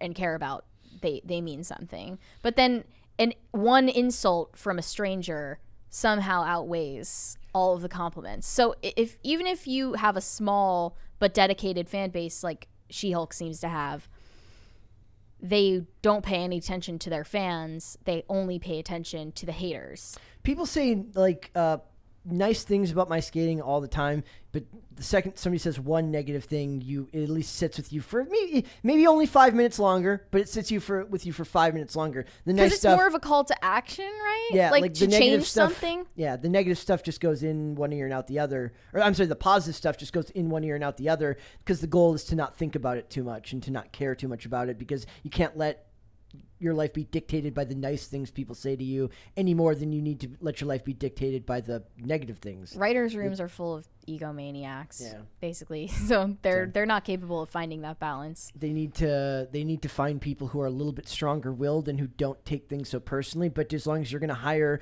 California wine moms who are just full of like They're not even wine moms. They're wine ants. They're wine ants, like filled with mid-30s grievances. Like or like maybe like wait till they get married to and have some Yeah. kids to do this, to lend perspective. Yeah. to this stuff. Like, I don't think that writer's room had many different female perspectives. They just assume it's a hive mind. And that which all is of them almost think more the same. insulting. Yeah, it is. Let's go to super chats. Hobbit said, for Warhammer 40,000 fans, I want to shout out a commissar's story by the channel Old Man Reacts here on YouTube, a fan-made audio story which may have yours truly voicing a few lines in the next episode. Excellent. Interesting. That's awesome. Make also, sure to tell us when it's out. I would like to hear who people would like us to look for guests, who they would like to see on the show. Yeah, I've been wanting to ask you guys for suggestions, but I keep forgetting. We're Send in the it process. to like our Instagram DMs or Twitter DMs, and I'll look through your suggestions. We want to invite people on. I've been reaching out to some people, and I've gotten like everyone that I've reached out to has responded and is like excited, like wants to do the show, and then we just have to. Nobody's outright said no. No, like So- people like want to do the show. We just have to line up the times and all of the kind of the logistics and everything. But if we're looking missing people that you guys want to see Yeah. and hear from, then we want to know who they are. Yep. So suggestions are definitely open. Let us know.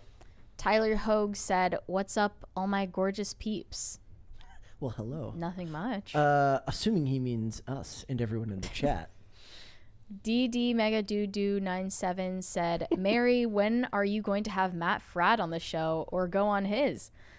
I watch Matt Fradd like for hours and hours at a time. He is so interesting and I love his show. But I don't think he would be suited to this show because he doesn't seem like he consumes a lot of pop culture. Maybe he does and I don't know, but it's probably a good thing that he doesn't know about pop culture, right? It's like Hannah Claire, like when like she's like, I don't know anything about pop culture, and then she gives us obscure references to the Kardashians. You never know. You never know. Which, by the way, guys, she will be back. She's busy this week. She got stuff going on. Yeah. So we got Chris here. It's okay. Hannah's trans. Yes. Oh, that's you. this Changed her name this to is Chris. Hannah Claire. This is Hannah Claire. You've changed a lot. You can't see the resemblance? Hannah Chris. Hannah Chris. Potatoes for Seamus said hatless Brett. Yes, no hat. He had to today. show off the hair. Yes, He it's- couldn't help himself. I'm liking it. I like it with the roots showing. It's my look. Well, once they get a little bit longer, you might change your mind. Probably. We'll see. The 20 last we can get our Christ hair for- bleached together. Oh my god, if that's not something for the website, then I don't know what. Yeah. Like, oh my god, day at the spa. Yay. Like, please no. maybe. Like, oh, by the way, guys, we're also going to have a review for Black Adam up on timcast.com on Friday. Or it'll probably go up on Saturday, but we're going to see it Thursday. We're going to review it Friday. I'm actually fairly excited about it. More so than I was a little bit ago, if not just for the I'm Henry not Cavill. outwardly dreading it like I was dreading Doctor Strange, Thor. I'm always just my baseline level of excitement is higher for DC projects than it is for Marvel projects. I don't care about Marvel. I never will. Caper 2X might find that blasphemous, but I just don't care about Marvel. Yeah. Any suggestions for things you want us to review, by the way? Yeah. Also open. Please let us know. A good thing to look into would be like if there's like movies online that you would like reviewed, because like I said, shows are a lot harder. I've kind of committed us to the Tulsa King when it comes out because that was like my sheer excitement for that show. But if there's movies that you guys think would be worth reviewing, let us know. Anything coming out in theaters or streaming soon. There's more leeway with streaming. Like if you want something that's a little bit more that's been out for a little bit of time, there's a little bit more leeway there just because people can still like look into watching it. Reviewing something that was a theater release, and then people are like, well, where do I find it now that it's not in theaters? That doesn't make as much sense. But if it's on Netflix and then you can go and watch it on Netflix right after the review, I think there's room there. The Last of My Kind said, give me an R-rated Wonder Woman for blood and gore. That would be That's true interesting. equality. Yeah, let's get Patty Jenkins Monster was rated R, I believe. Patty Jenkins could do that. Let's go. As long as she doesn't write it, she shouldn't be writing it. 1,000 Foot Deep End said, someone at Disney wanting to market sex to kids clutches pearls. I'm shocked, I tell you. Shocked, I tell you. That is absolutely appalling. I never would have guessed. I am appalled and devastated. I cannot believe this is happening. 1,000 Foot Deep End also said Brett needs to style his hair on Not Had days. This is plenty styled as far as I'm concerned. I go like this. You just... For those listening on Spotify, he is taking his flat palm of his hand and just pulling it to slicking it. Yes. Just slicking it to the side. Not one hair will be out of place. Not a single one. Potatoes for Seamus said, have Luke and Seamus on, but not on the same day. Well, we wouldn't have them on the same day. That's crazy talk. Luke and Seamus. It just becomes them arguing. It literally, The whole time. They would just like start throwing things at each other. They'd start throwing like bands of money. It doesn't each make other. any sense, but I would like to have pro-life Spider-Man on just because Spider-Man is pop culture. Shout out to pro-life Spider-Man. He, by the way, for those who don't know, he scales buildings as like a protest against abortion. And he followed me on Instagram, and I got excited like a fangirl. Regardless of your opinions about abortion, it's kind of a ballsy move. Yes.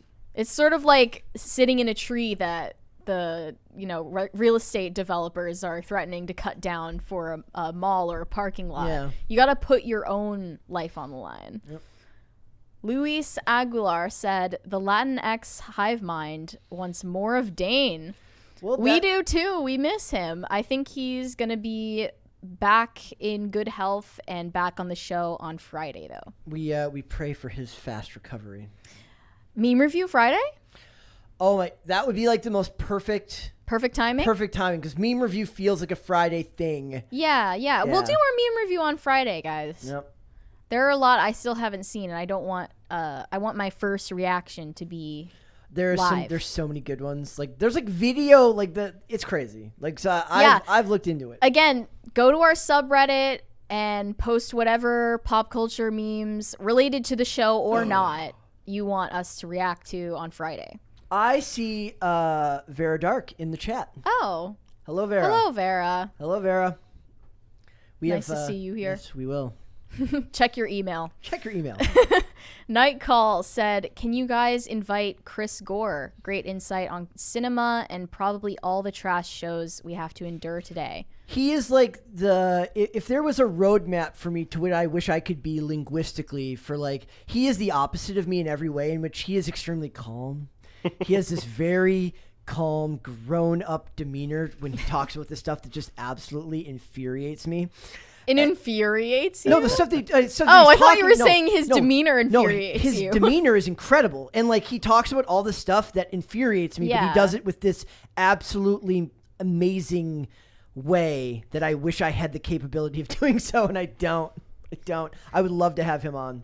Nathan Koss said, Brett is no cap today. No cat. No kizzy. None whatsoever. All right, guys, we're moving on. We got Podluck. We got She-Hulk is not bussin'. It's the opposite of bussin'. See, but I don't think you can say bussin' without the hair, with like the. That's how you need to get a perm, Brett. That's the next move.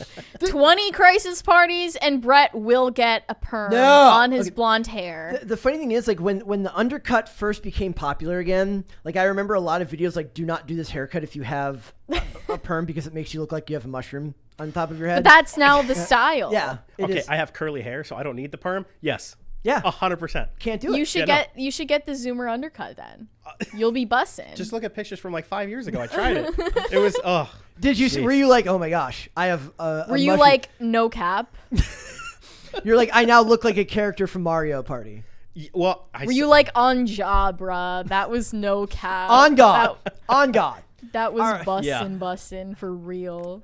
All right, we're gonna move on, and speaking of Mario Party, John Leguizamo criticizes Super Mario Brothers remake casting, and he applauds the colorblind casting of the original movie. I have something very specific I want to say here, which is what they're going to start manipulating that term, because that term used to actually mean something. Colorblind casting, meaning that there was a time, in my opinion, where they would just cast a character and they didn't really think about how that person looked. Colorblind casting is a thing of the past. Yes. No matter what your views on. What they're going to start calling, anytime a white character gets race swapped out, they're going to call it colorblind casting. That's absolutely what's going to start happening here. I guarantee it. So it says, John Leguizamo criticized the upcoming Super Mario remake for a lack of diversity in the movie's casting. In a since-deleted tweet, he wrote, so glad that hashtag Super Mario Bros. Is getting a reboot. Obviously, it's iconic enough. And then they did the thing where they said he spelled it wrong. Yeah. Oh, by the way, stop with the UR in your, please spell out the whole thing, everyone. No, I'm going to continue with UR. But too bad they went all white. How can you get away with saying this stuff in 2022? No Latinx in the leads. Groundbreaking colorblind casting in original. Plus, I'm the only one who knows how to make this movie work script-wise.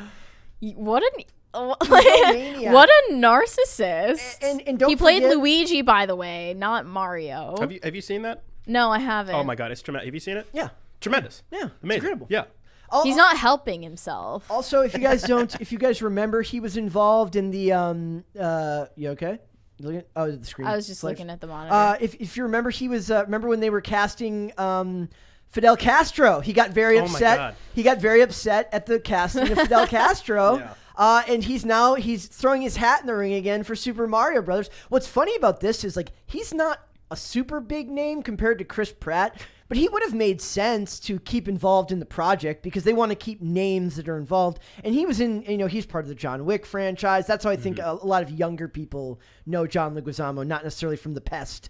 If you've seen The Pest. Thank you, The Best. Yes. So he made comments at the time of the Fidel Castro casting about how he was cast as white passing Latinx. Yeah, he was.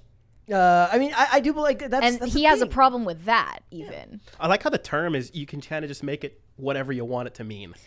I think the ability to do a truly colorblind casting has been forcibly revoked from Hollywood because everyone has to be conscious of race now. And they think about it all the time. Regardless of what your opinions even are about it. Also, let's not forget that this is an animated movie. Yeah. So oh my God. Matter. Yeah. So he's literally talking about like, should someone have an accent in the film in their voice acting? People were criticizing Chris Pratt for not attempting an Italian accent as Mario. They had the meme where the guy's like clutching and like figuring out which one to push. It says do an Italian accent, get yelled at. Don't do an Italian accent, get yelled at.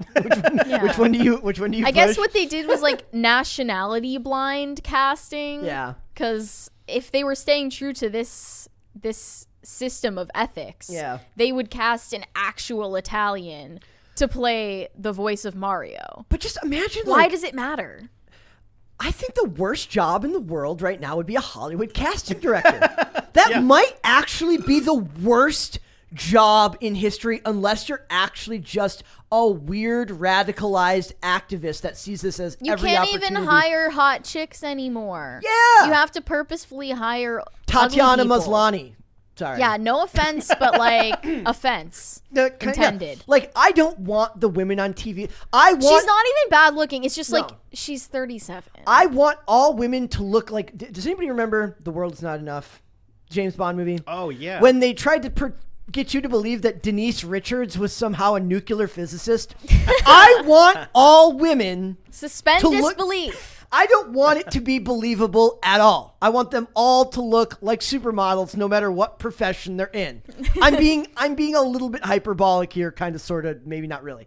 We're going to talk about this more at the end of Podluck, by the way. Oh, yeah, we are. So it's a visual medium. Your job isn't, it's like when we talk about the actors, like I got called into the directors, or into the producer's room, and they made me like show off my outfit. They made me twirl. I'm like, they didn't make you. So debasing. Like they didn't make you show off your outfit. They were looking to make sure that you weren't going to make everyone's eyes melt while they were spending millions of dollars putting you in their movie. I'm sorry. It's a visual medium. Nobody wants to see ugly people on screen. There's room for like older characters. Obviously they don't, even then they're not ugly. They're just older. I just realized you saying nobody wants to see ugly people on screen with this headline on the monitor where he's talking about like Latinx leads just like doesn't look good if it was clipped out of context. Please don't clip us. Please. That's not what we meant. No, we were talking about She-Hulk, damn it. So nobody wants to see older people in these roles. I'm sorry. They want to see good-looking younger people. That's the world. And they're saying it makes it more realistic, but it's like you always say it doesn't matter for a superhero or sci-fi or fantasy genre film or TV show to have an internal logic and have some realistic themes. Yep. Like when you write a plot point that makes no sense, you're like, it's the genre. It's not supposed to make sense. Yep. I'm over it.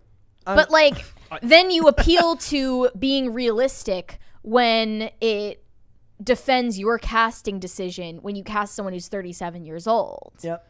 And maybe she's pretty, yeah, but like cast somebody who's a little bit younger and prettier. I'm going to say it like just straight out. understand human psychology enough to make a better casting decision. It's what is it like? It's a proven fact that better looking people are considered more trustworthy, which seems backwards to me. But this is the same reason that they cast adults in the roles that of like high school age students, because people under 18. I mean, it's also because minors they can't work as long hours as adult actors, but it's also because teenagers look awkward. They look weird sometimes. They're in an awkward stage of life, and you want good-looking people on screen. To be fair, there is like room for like error there, where then like they cast somebody to play an awkward person, but they're just a really handsome person playing an awkward person. You're like, that's almost better though. Nobody buys that you're like. It's like Ashton Kutcher in that 70s show. Like you're not,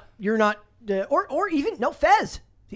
Like I was like, they had to go out of their way to not make him look tall, dark, and handsome, because the dude is Wilmer Valderrama was a tall, dark, and handsome looking dude. Yeah, like you have to work to make suspend your disbelief. Suspend your disbelief. Yeah, like all of them. And like I used to make that joke where I'd point out, I was like, why are all the scientists in these shows look like supermodels? Why do all the cops in these shows look like supermodels? Fine. Not for nothing, like the cast of Stranger Things, it's, I think, fitting that they were casted when they were kids, but a lot of people have pointed out that they've aged out of these roles and that they're not cute anymore, so people don't want to watch. Yeah. They look like college students or high schoolers like that don't belong like riding around on bikes acting like children anymore. They grew out of those roles. They look and like it's they're weird on to their watch. And then they changed the whole tone of the show to adapt to how they look. Something that's like more dark and kind of horror oriented rather than a whimsical sci-fi show. I mean, I guess the idea would also be that they're aging up. The audience is aging up with them. But let's face it, the audience is...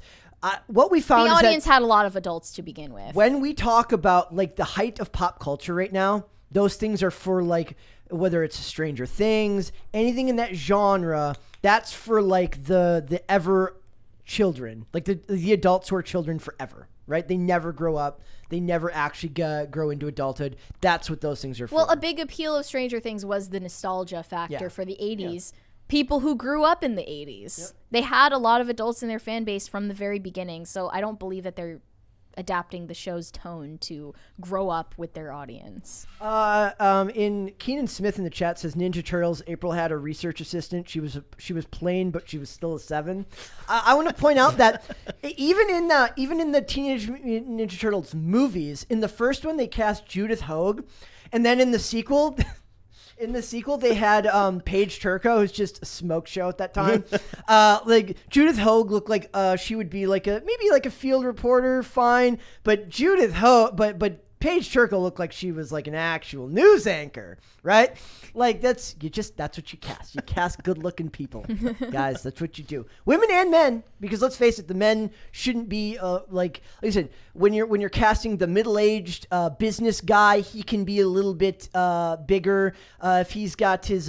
Then you cast like the middle-aged women because they end up playing the wife that he cheats on in the show. That's sadly with the younger woman. Like there's a place for everyone in shows and in movies. It's just that those lead roles tend to go to better-looking people, right?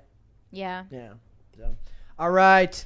I want to talk about... Actually, this is... sorry, I just wanted to return to that point. Go for it. This is where G4 TV ran into a wall. Oh, my God. I wanted to mention it because you're here and you know about the situation. Yeah. Like, obviously, the initial success of G4 TV was because, at least in part... they hired hot women to be on camera. And they dangled hot dogs in front of Olivia Munn's face. Like, that's not a mistake. Nope. That's basic human psychology. I understand that it's appealing to people's, base desires. But, think about what sells a little bit. You don't even need to make it distasteful or raunchy. It's just put hot women on camera. Yeah. It makes easy sense. Stuff. Yep. Right. We're back to the basics now. I swear. Like, People don't understand marketing anymore. Hey, they want to replace me with a better looking guy. Go for it. You can do it, Pop Culture Crisis. But instead, they replaced Olivia Munn with someone who, as you said, looks like a challenged version of Machine Gun Kelly. Yes. Oh, Frosk? Yes. Yeah. Oh my God, she does. Yeah. Doesn't she? Oh, I can't unsee that. Like such an L. All right, let's move on. Let's talk about the owner of the restaurant. Go for it. There's a man named Keith McNally who runs a lot of high-end restaurants in New York City, and he had a beef, no pun intended, with James Corden recently. He attended the restaurant Balthazar in New York on October 9th and allegedly started harassing one of the waiters over getting his order wrong. I think it was an omelet specifically. And he said, "You don't know how to do your job." He's like yelling at people. I hate this because James Corden pretends to be this harmless little baby. I want to point out that one of my favorite trends for a while on it kind of became.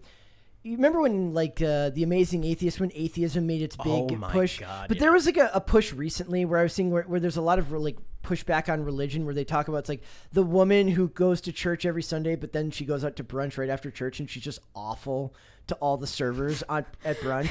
That's a subsect of that's what I think of when I think of this. Me. Is that you? No, you go to church and you're like no, but I go to church and I double park at church. No, I'm kidding. And I just think of the women, because I've worked. I didn't work in the food service industry, but I worked at a gas station, and I would just see the meanest people coming from church to come in to they were so mean that like somebody's in front of them buying lottery tickets, and they're just like, "Could you hurry it up, please?" And she's literally coming from she's wearing her church clothes, the whole family's there, and she's just being awful to the people there. Yeah. And it's just that's what I think of when I think of this. This is the Hollywood version of that. Is a guy who pretends to be Mr. Nice Guy. Yeah, but he's just a scumbag. You can excuse it by saying, "Oh, he was just having a rough night." Personally, when I have a rough night, I don't yell at people and tell them that they don't know how to do their job. This isn't even an isolated incident, though. At the same restaurant, he had a run-in before this, too. Yeah. So he was banned from Balthazar by Keith McNally, and Keith McNally announced this on Instagram publicly and told everyone about the situation. Then James Corden called him up and apologized. So he offered this update about James Corden getting unbanned from the restaurant. "James Corden just called me and apologized profusely. Having effed up myself more than most people, I strongly believe in second chances." This in this case, it would be a third or fourth chance. "I strongly believe in second chances, so if James Corden lets me host his Late Late Show for 9 months, I'll immediately rescind his ban from Balthazar. No, of course not, but anyone magnanimous enough to apologize to a deadbeat layabout like me and my staff doesn't deserve to be banned from anywhere, especially Balthazar. So come back, Jimmy Corden, all is forgiven." James Corden just looks like annoying Andy Richter. More annoying Andy Richter. Remember when they were promoting the Cinderella movie starring Camila Cabello and they blocked traffic and James Corden was dressed like a giant fat mouse with Did mouse anybody ears? watch that movie? Did anybody watch that movie? I didn't. I saw a lot of people making fun of that movie and making fun of Camila Cabello's vocals. Was that the one with Billy Porter? Yes. Okay. Yeah. And I really resented that movie, by the way, because they ruined the legacy of the 2015 Lily James Cinderella movie, which was actually good. Which ruins the reputation of the sleeper hit with Brandy playing Cinderella back in 1996. That was actual colorblind casting. Yeah. That would have been colorblind casting at the time. Because she was a big celebrity at that time. Who didn't love Moesha? I loved Moesha. I remember. Mary was almost born. Not really, even. Not even close, actually. Oh my God, yeah. Mary was her parents were almost thinking about having kids at the time. They didn't know each other. Jeez. So, like Brandy was like, and that's what's the funny thing about like this is like a weird tangent back to colorblind casting. It's like it worked when you knew that the person being casted was clearly Thank you. was clearly like a celebrity of status who you knew had earned that. That makes role. sense. Yeah, it makes sense. Yeah. So why But couldn't I then make that when point you during cast the segment? When you cast Halle Berry, or Halle Bailey, as the Little Mermaid, it's not because her clout like brings people to watch the movie. Actually, think about that. Cast Halle Berry as the Little Mermaid. That might makes be sense. interesting. But Halle Bailey, The Halle not as Bailey much. thing was just to like give her more notoriety that she didn't have before. It wasn't to bring a new audience. Yeah, to back the in movie. back in the day, the celebrity brought status to the role. Now Yeah. the role brings status to the celebrity. Remember, they casted Halle Berry as Catwoman. Yeah. She was like the first person in history to go accept her Razzie in person.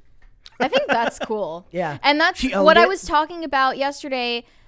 People who are able to accept being the butt of the joke sometimes. Yeah. Not all the time. You don't have to do it all the time. I think But, she like, had some snarky comments in her acceptance speech, but you still put yourself. Yeah. It's at putting the- yourself out there, and like that's a degree of humility that Hollywood lacks today. That's like I talk about mean tweets. That was when like that segment worked on late night when the celebrities didn't clap back. When they just read the mean tweet and then just looked kind of dejected, because you're taking the piss out of people who are gazillionaires, who live a charmed life that you don't have, right? Yeah. So you're showing humility and you're kind of like monetizing your haters because you're going on this you're raising your profile. But then when they had to start like responding to them, it's the clapback culture. I hate that. Like have like people say mean things about me. That's fine. Like you want people to be able to have their opinions. And I think the celebrities do themselves a disservice by not just letting people have their opinions and taking it once in a while. That's a problem with late night in general, clearly. Yeah. James Corden is somebody who pretends to like have a sense of humor, Yeah. a sense of humility. Donald Trump ruined late night. He really did. I mean, late night sucked before that, but it really died. Yeah, when he Donald inadvertently Trump, took it to its grave. And yesterday he forced us to listen to Blink 182 again.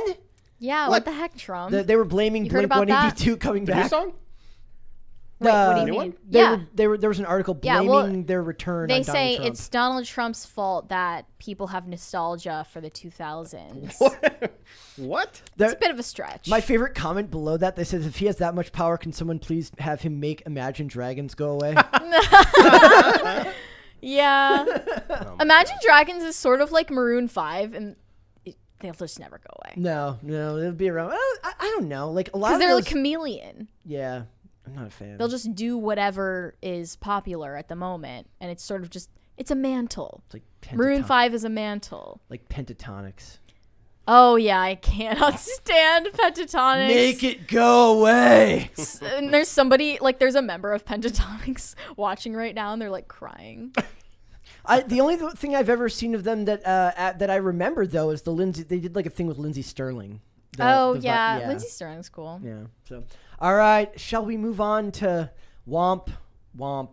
Oh, Womp. we shall. All right, guys. Well, believe it or not, Meghan Markle does not like the fact that when she played a literal role that was called Briefcase Girl on Deal or No Deal, she was upset that objectified her and made her out to be a bimbo. I so wish we could show her opening one of the briefcases. We could, but that would violate copyright. I wonder most if definitely. we could do it without music. If we could do it without music, I don't know. Do you want to go ahead and read? While I see if I can find this. Sure. She made these comments on her podcast called Archetypes. I've listened to a full episode of this podcast before, subjected myself to it, unfortunately, but not this one. But I just found it interesting how her guest on this episode was Paris Hilton. Someone who, of all people in the world, would totally understand being reduced to like a bimbo stereotype. Monetized But she bimboness, monetized it, took control of it, and didn't complain about it after the fact, made an empire out of it, and didn't use it as a soapbox to go and blame everyone else. It was her choice to appear as this bimbo character. Here's the thing. Meghan Markle has this podcast, right? I want you to just, if you want like a really, really depressing way of thinking about the future of Western society, this woman became a famous actress, made millions of dollars, household name, literally married royalty, and is complaining about how she's been mistreated. Married royalty and then figured out she was too good to be in the royal family and left. And now she has a podcast literally dedicated to complaining about how hard it is to be a woman. I'm not kidding. That is we are so screwed. That is the pitch of the podcast. Yeah. That's why it's called Archetypes. Yep. We're reduced to archetypes. So here's what she said. I was surrounded by smart women on that stage with me, but that wasn't the focus of why we were there. I would end up leaving with this pit in my stomach, knowing I was so much more than what was being objectified on the stage. I didn't like feeling forced to be all looks and little substance, and that's how it felt for me at the time, being reduced to this specific archetype. Well, to get past that, the first thing she'd have to do is have a role that involved her actually saying physical, like actual words. Let's take we're gonna watch the video, guys, and we can. Okay. We're not gonna be able to listen to it, I'm guessing, but I want somebody to point out where that she was supposed to like interject her beautiful statement. But here it is. We're in their corner. So this was from everyone remembers Deal or No Deal. Mary loves the early 2000s, so this probably would be right up her alley. I actually unironically love her facial expression when she opens the briefcase. Like, she really committed to the role. So they're all standing on the stage. If you're listening, wearing a mini dress. There's her in the background. She opens the briefcase and smiles. She basically does a proto soy face at the camera. Let's pause. She claps. I want to go back. And that's all she does. Right there, she could have said something about foreign policy or her views on, what was this, the early 2000s, the Iraq War, Afghanistan. I'm sure she had what so does many she think thoughts about to Saddam offer. Hussein? We'll never know. Yeah. I noticed how none of those women were objectively ugly either. No, that's what I'm saying. Like, remember what we said? Like, they're not gonna put in the early. Okay, if they brought back the show right now, is this show still on? I'm imagining a Deal or No Deal's not on. Don't Like, and it's just think so. filled with a bunch of fours. It's just like a lunch lady. But like I love her soy face at the camera. Like, it's just, I unironically love the enthusiasm and the clapping. Arf, arf, arf. Or And then there's like, good for you, Meghan Markle. She used to know what she was good for. And I want to point out to you that not for nothing, but she's an absolute smoke show in these. She's not anymore, in my opinion. But at this time, I don't know. I haven't seen enough of her now without the prince. And they always look just kind of like flustered and like they're going from one business meeting to another so they can complain about something else. Like, they always look like they're on their way to complain about something like to someone else so that they can make money. So good. I mean, in that respect, good for them. Like, they've monetized being annoying. She looks like a woman who doesn't know how to boil water. She looks like she doesn't know how to use her own washing machine. Where's Those the are the pots? best TV hosts. Yes. Exactly. Like, good for you. You were able to get a job where you just open a briefcase. But that's just, awesome. Imagine you're posing for this picture and wondering, when do I get my chance to talk about foreign policy? She's been doing this stuff since she was a little kid, though. I remember seeing her participate in a PSA when she was like 12. Oh, and that's not the Yeah. So it says there was a very cookie cutter idea of precisely what we should look like, Markle added, sharing that girls would line up at tapings for different stations where they would put on lashes, get extensions, put in or get padding in their bras, and they would even spray tan vouchers every week. That sounds like a perk. It was solely about beauty and not necessarily about brains. Again, outside of unless there was like a lock on that briefcase and you needed to figure out a code to get it open, I don't know She where has to like brains solve a Rubik's cube to get into open it. She shared one detail that she would never This is so funny. When one producer on the show couldn't pronounce her last name, would scream, "Markel, suck it in." Like, I just love the 2000s for just the sleazy stuff like that. We'll share this segment with anybody who wants to Because we come- know that this stuff still happens. Yeah. It's just not talked about. Yep. Because, like, you have to hide it. I think she's still good looking. She's like 40. She's good looking. She's still. one person like Brie Larson that like is objectively conventionally attractive, but I can't like divorce her in my mind from how freaking obnoxious she is. Me, you and Dane argue about that. But Dane is always like, she's beautiful, and me and you are like, is she really? Like though? she ruined it for me. Yeah. She ended up quitting the show. Well, good for her. Speak your truth, queen. Thankful for the job, but not how it made me feel, which was not smart. I was surrounded by smart women on that stage with me, but that wasn't the focus of the show. I hate this. Why were we there? If you feel not smart when you look sexy, that's a you problem. Because she is the one creating the false dichotomy between a woman being beautiful and smart. No one else is imposing that on her. This also goes to what they were saying about, like, there's a time and place for everything. Not everything has to be about that all the time. Yeah, and it is not about your personality or your intellect or your opinions. It is about your looks. Yeah. And that's fine because no one else was reading into it the way that she was. She was pitting her own sex appeal against her intellect. Is that because that's self-imposed. Is that feminism making them feel guilty for being attractive? It's not even just feminism. It's like a certain wave of feminism that showed up in like the 70s or something. Like it's a weirdly like anachronistic view of feminism that was like sex negative almost. Yep. Like my ability to look appealing and attractive as a woman is actively working against my credibility and my intellect. Like that's completely that's just a lie, and it's something she used against herself. No one else was putting that on her. There's a really good scene in Casino Royale when James Bond meets Vesper Lynd for the first time, and he talks to her. They kind of judge each other, right? Based on how they look. And he talks about how she has a slightly prickly demeanor and dresses slightly masculine to overcompensate for the fact that she's conventionally attractive, which he says, which ironically makes it harder for you to get promoted, because if you actually leaned into your sexuality, you would get more promotions, but she like leans away from it because she doesn't want to be seen a certain way. That's what it feels like here. Except for she went the other direction. She both wants her cake and eat it too. She wants to both lean into her beauty and then complain about it later, which is where all the complaining comes from for me. Because anytime I see a 20-something-year-old model now talking about all this stuff, the same stuff she was doing in her 20s, I'm like, I can already picture in 5 years when I have to listen to her complain about it. It's going to be so annoying. Yeah, weirdly enough, I have never heard Paris Hilton complaining about being reduced to a bimbo because she is more self-assured than that. Yep. Or even think of Margot Robbie, who has taken roles that put her in that category, but understands that that's her job. And doesn't make herself out to be the end or to be the good guy and everybody else to be the bad guy, right? So, thanks, Meghan. Everything I've heard, similar to Lena Dunham, anything I've heard or seen of Meghan Markle has been involuntary.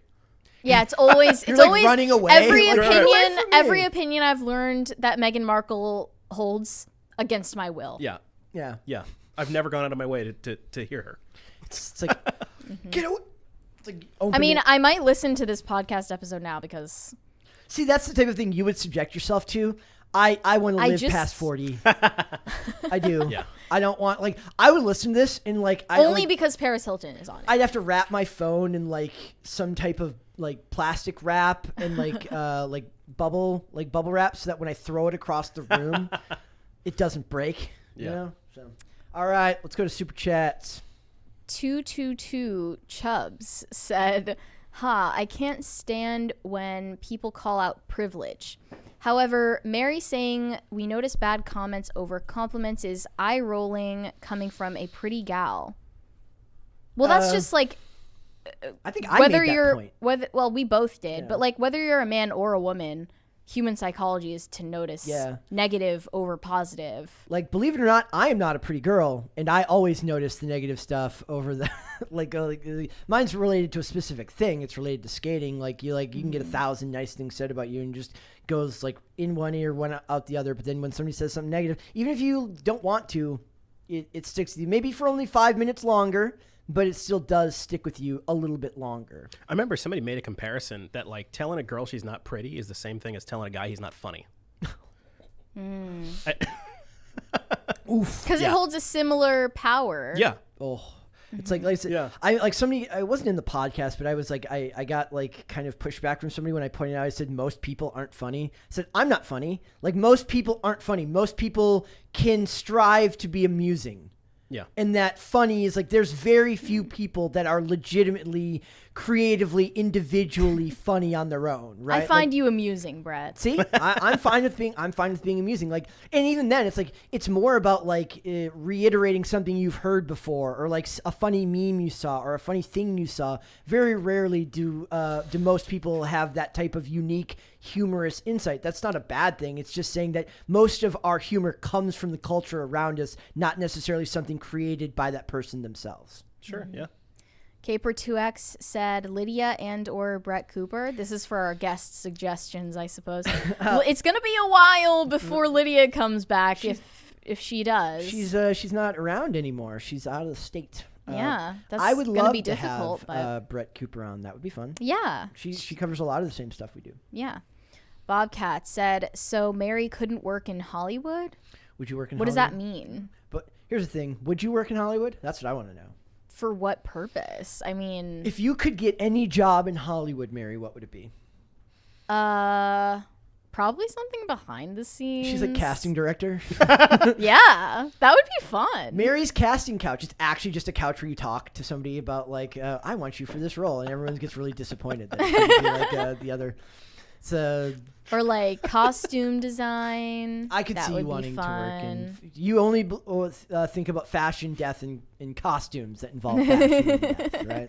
Yes. Stupidly Awesome Gaming said, you guys planning on doing gaming content? Because I'd love to work for you guys and promote you on my Twitch channel. The company, not us, but Timcast is working on a gaming project. It's in development. Right, it's in development right now. They're building out stuff for that as we speak. But we do talk about news related to gaming. When sometimes Dane's on. it's just not the same as like actual gaming content. It'd be kind of cool to like when we were talking about the stuff with the gamer who was he had the emulator the Kiwi Farm stuff. And there was the guy who was involved in the emulator scene, and they were talking a lot about old school gaming and 8-bit gaming and 16-bit gaming. I realized that it would be kind of fun to talk about like vintage video games once in a while for me, but it's like not something that I'm super knowledgeable about, other than the fact that I collect a lot of like 8 and 16-bit games and stuff like that. Everyone is so like obsessed now with graphics being hyper realistic in video games, and I never understood that.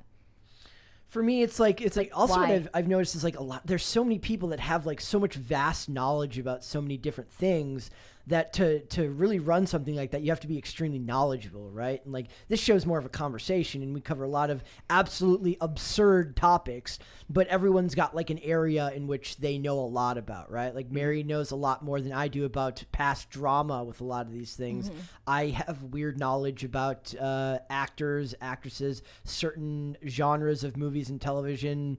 But, you know, there's a lot more people out there that bring more knowledge to that for specific shows that are about much more kind of...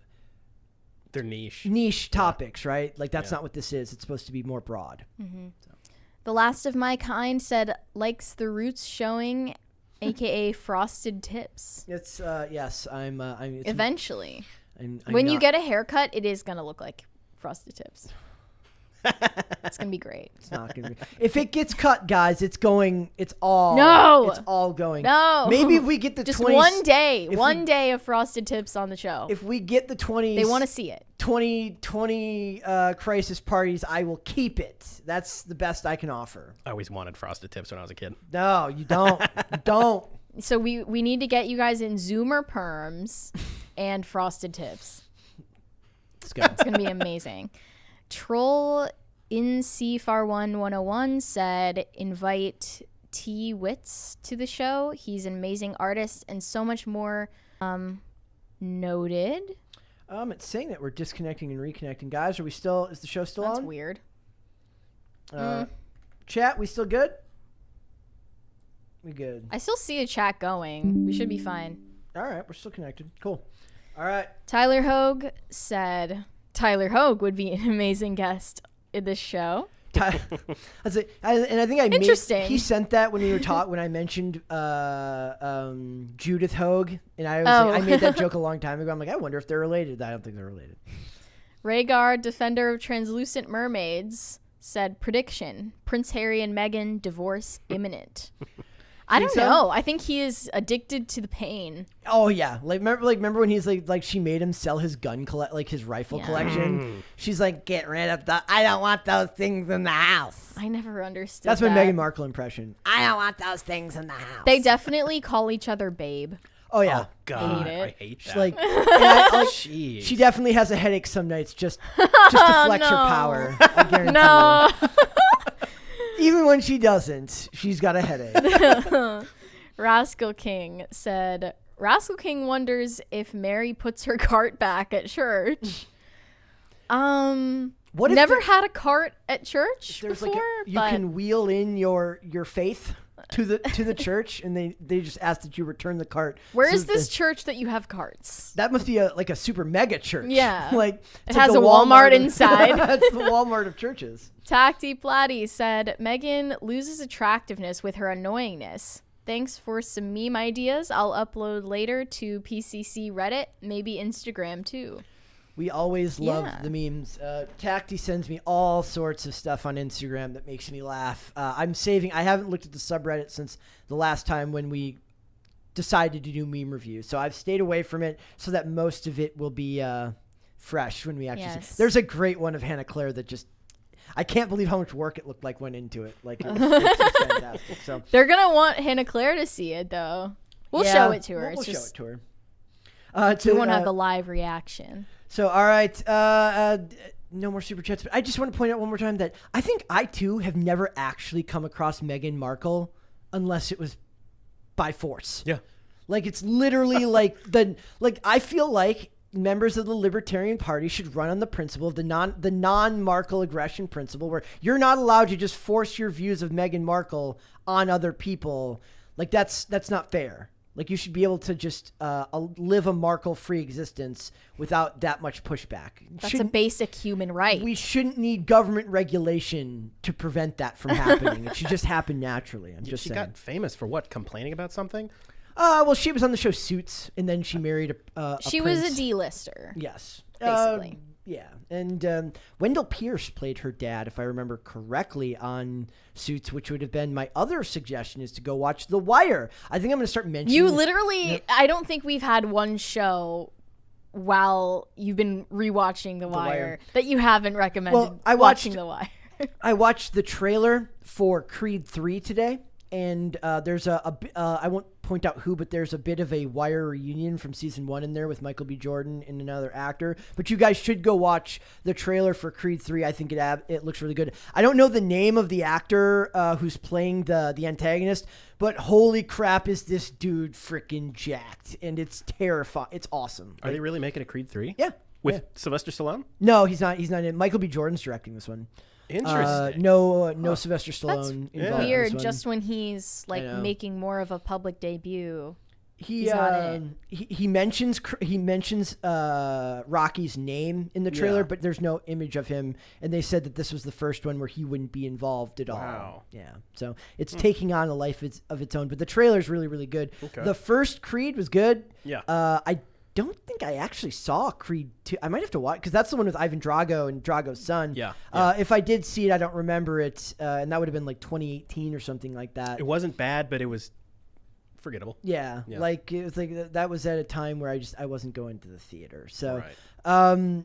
I do want to maybe catch up on that and then see Creed 3 when that comes out. That won't be for a while. That was the first trailer, but it looks really, really good. So, and I do want to do a Brett recommends, maybe not every day, but just at the end of the episode for the people who stay around to mention something that they could go and watch. I still want your obscure movie recommendation I list. made I don't it. care how weird it is. I got it. It's over 50 movies. Awesome. It's over 50 movies. We'll have to talk. Maybe we'd have to do like an episode for that though. Like, Get to like 100. it's all just stuff that's awesome from my childhood, mostly. Not all of it, but like a lot of it is like stuff that I remember. That's fine. Yeah. Who remembers Rookie of the Year? Go watch Rookie of the Year. Ooh. Yes. I remember it. Kind of. Yeah. Basement throws the funky butt loving. Yeah. That's where the phrase funky butt loving came Whoa. from. You really like sports related movies. Yeah. It seems. Yeah. You just access like the depths of my brain. Yep. I forgot that existed. You know that was the only movie Daniel Stern ever directed. The guy who plays from Bushwhacked and from he played Marv, or not Marv, the other one from Home Alone, one of the Wet Bandits. Okay. Yeah. Huh. Only movie he ever directed. All right, and it was also, there's a really funny clip because they have like sports cameos of like people that he strikes out, and you see Barry Bonds before he got all jacked on steroids. He's like tiny compared to how he was when he finally beat the home run record. All right, Chris, thanks, man. Of course. Let everyone know where they can find you. So you can find me on Instagram and Twitter at manofbert. Not terribly active on Instagram, but I like to yell at people into the void on Twitter. Yep. So. Love that. And also on the Read tab on timcast.com, of course. On the Read tab, you click the Read tab, you find my name. Well, you find all of our names. Yeah. But yeah, we're putting articles out. And before, I do want to point out that Keenan Smith says 3 Ninjas, but around the same time as Rookie of the Year, also Little Big League. Little Big League being the Minnesota baseball sports movie that's far underrated. Night Nurses from Jersey. You'll know what I'm talking about. Mary, shout yourself out and let everyone know where they can find us if they want to help us with the Daily Wire thing. Yes. Yep. Use our referral link that's in the description to help us earn points in Jeremy's Razors competition for $250,000. You can use it to get 35% off of a Daily Wire Plus membership or $12 off of his Founders Kit. It would really help us out. And you can find me on Twitter or Instagram, both at Mary Archived. Perfect. You got an article up today that I saw, or at least one that you advertised today. That I saw Yeah, I posted did. today. Yeah. I'm getting back into the groove of things. It was about Rachel Zegler. We do not need your her modern edge on Snow White. All right, guys, if you want to follow me, you can follow me on Instagram at Brett Daswick. For the show, we are here Monday through Friday, 3 p.m. Eastern Standard Time. That is noon Pacific. You can also listen rather than watch. Amazon Music, Apple Podcasts, Pandora, and Spotify. Dane's been working really hard to get those up the same day, which we really appreciate. Thank you, Dane. And I know the viewers, been getting messages from people who are saying that they really appreciate getting a chance to have that audio version up the same day so they can listen to it that night. If you want to follow us on social media, we're on Twitter at popculture_show. We're on Facebook and TikTok at Pop Culture Crisis, and on Instagram at Pop Culture Crisis Pod. We will be back with another episode tomorrow. We'll see you then, guys. Bye. Later. Bye.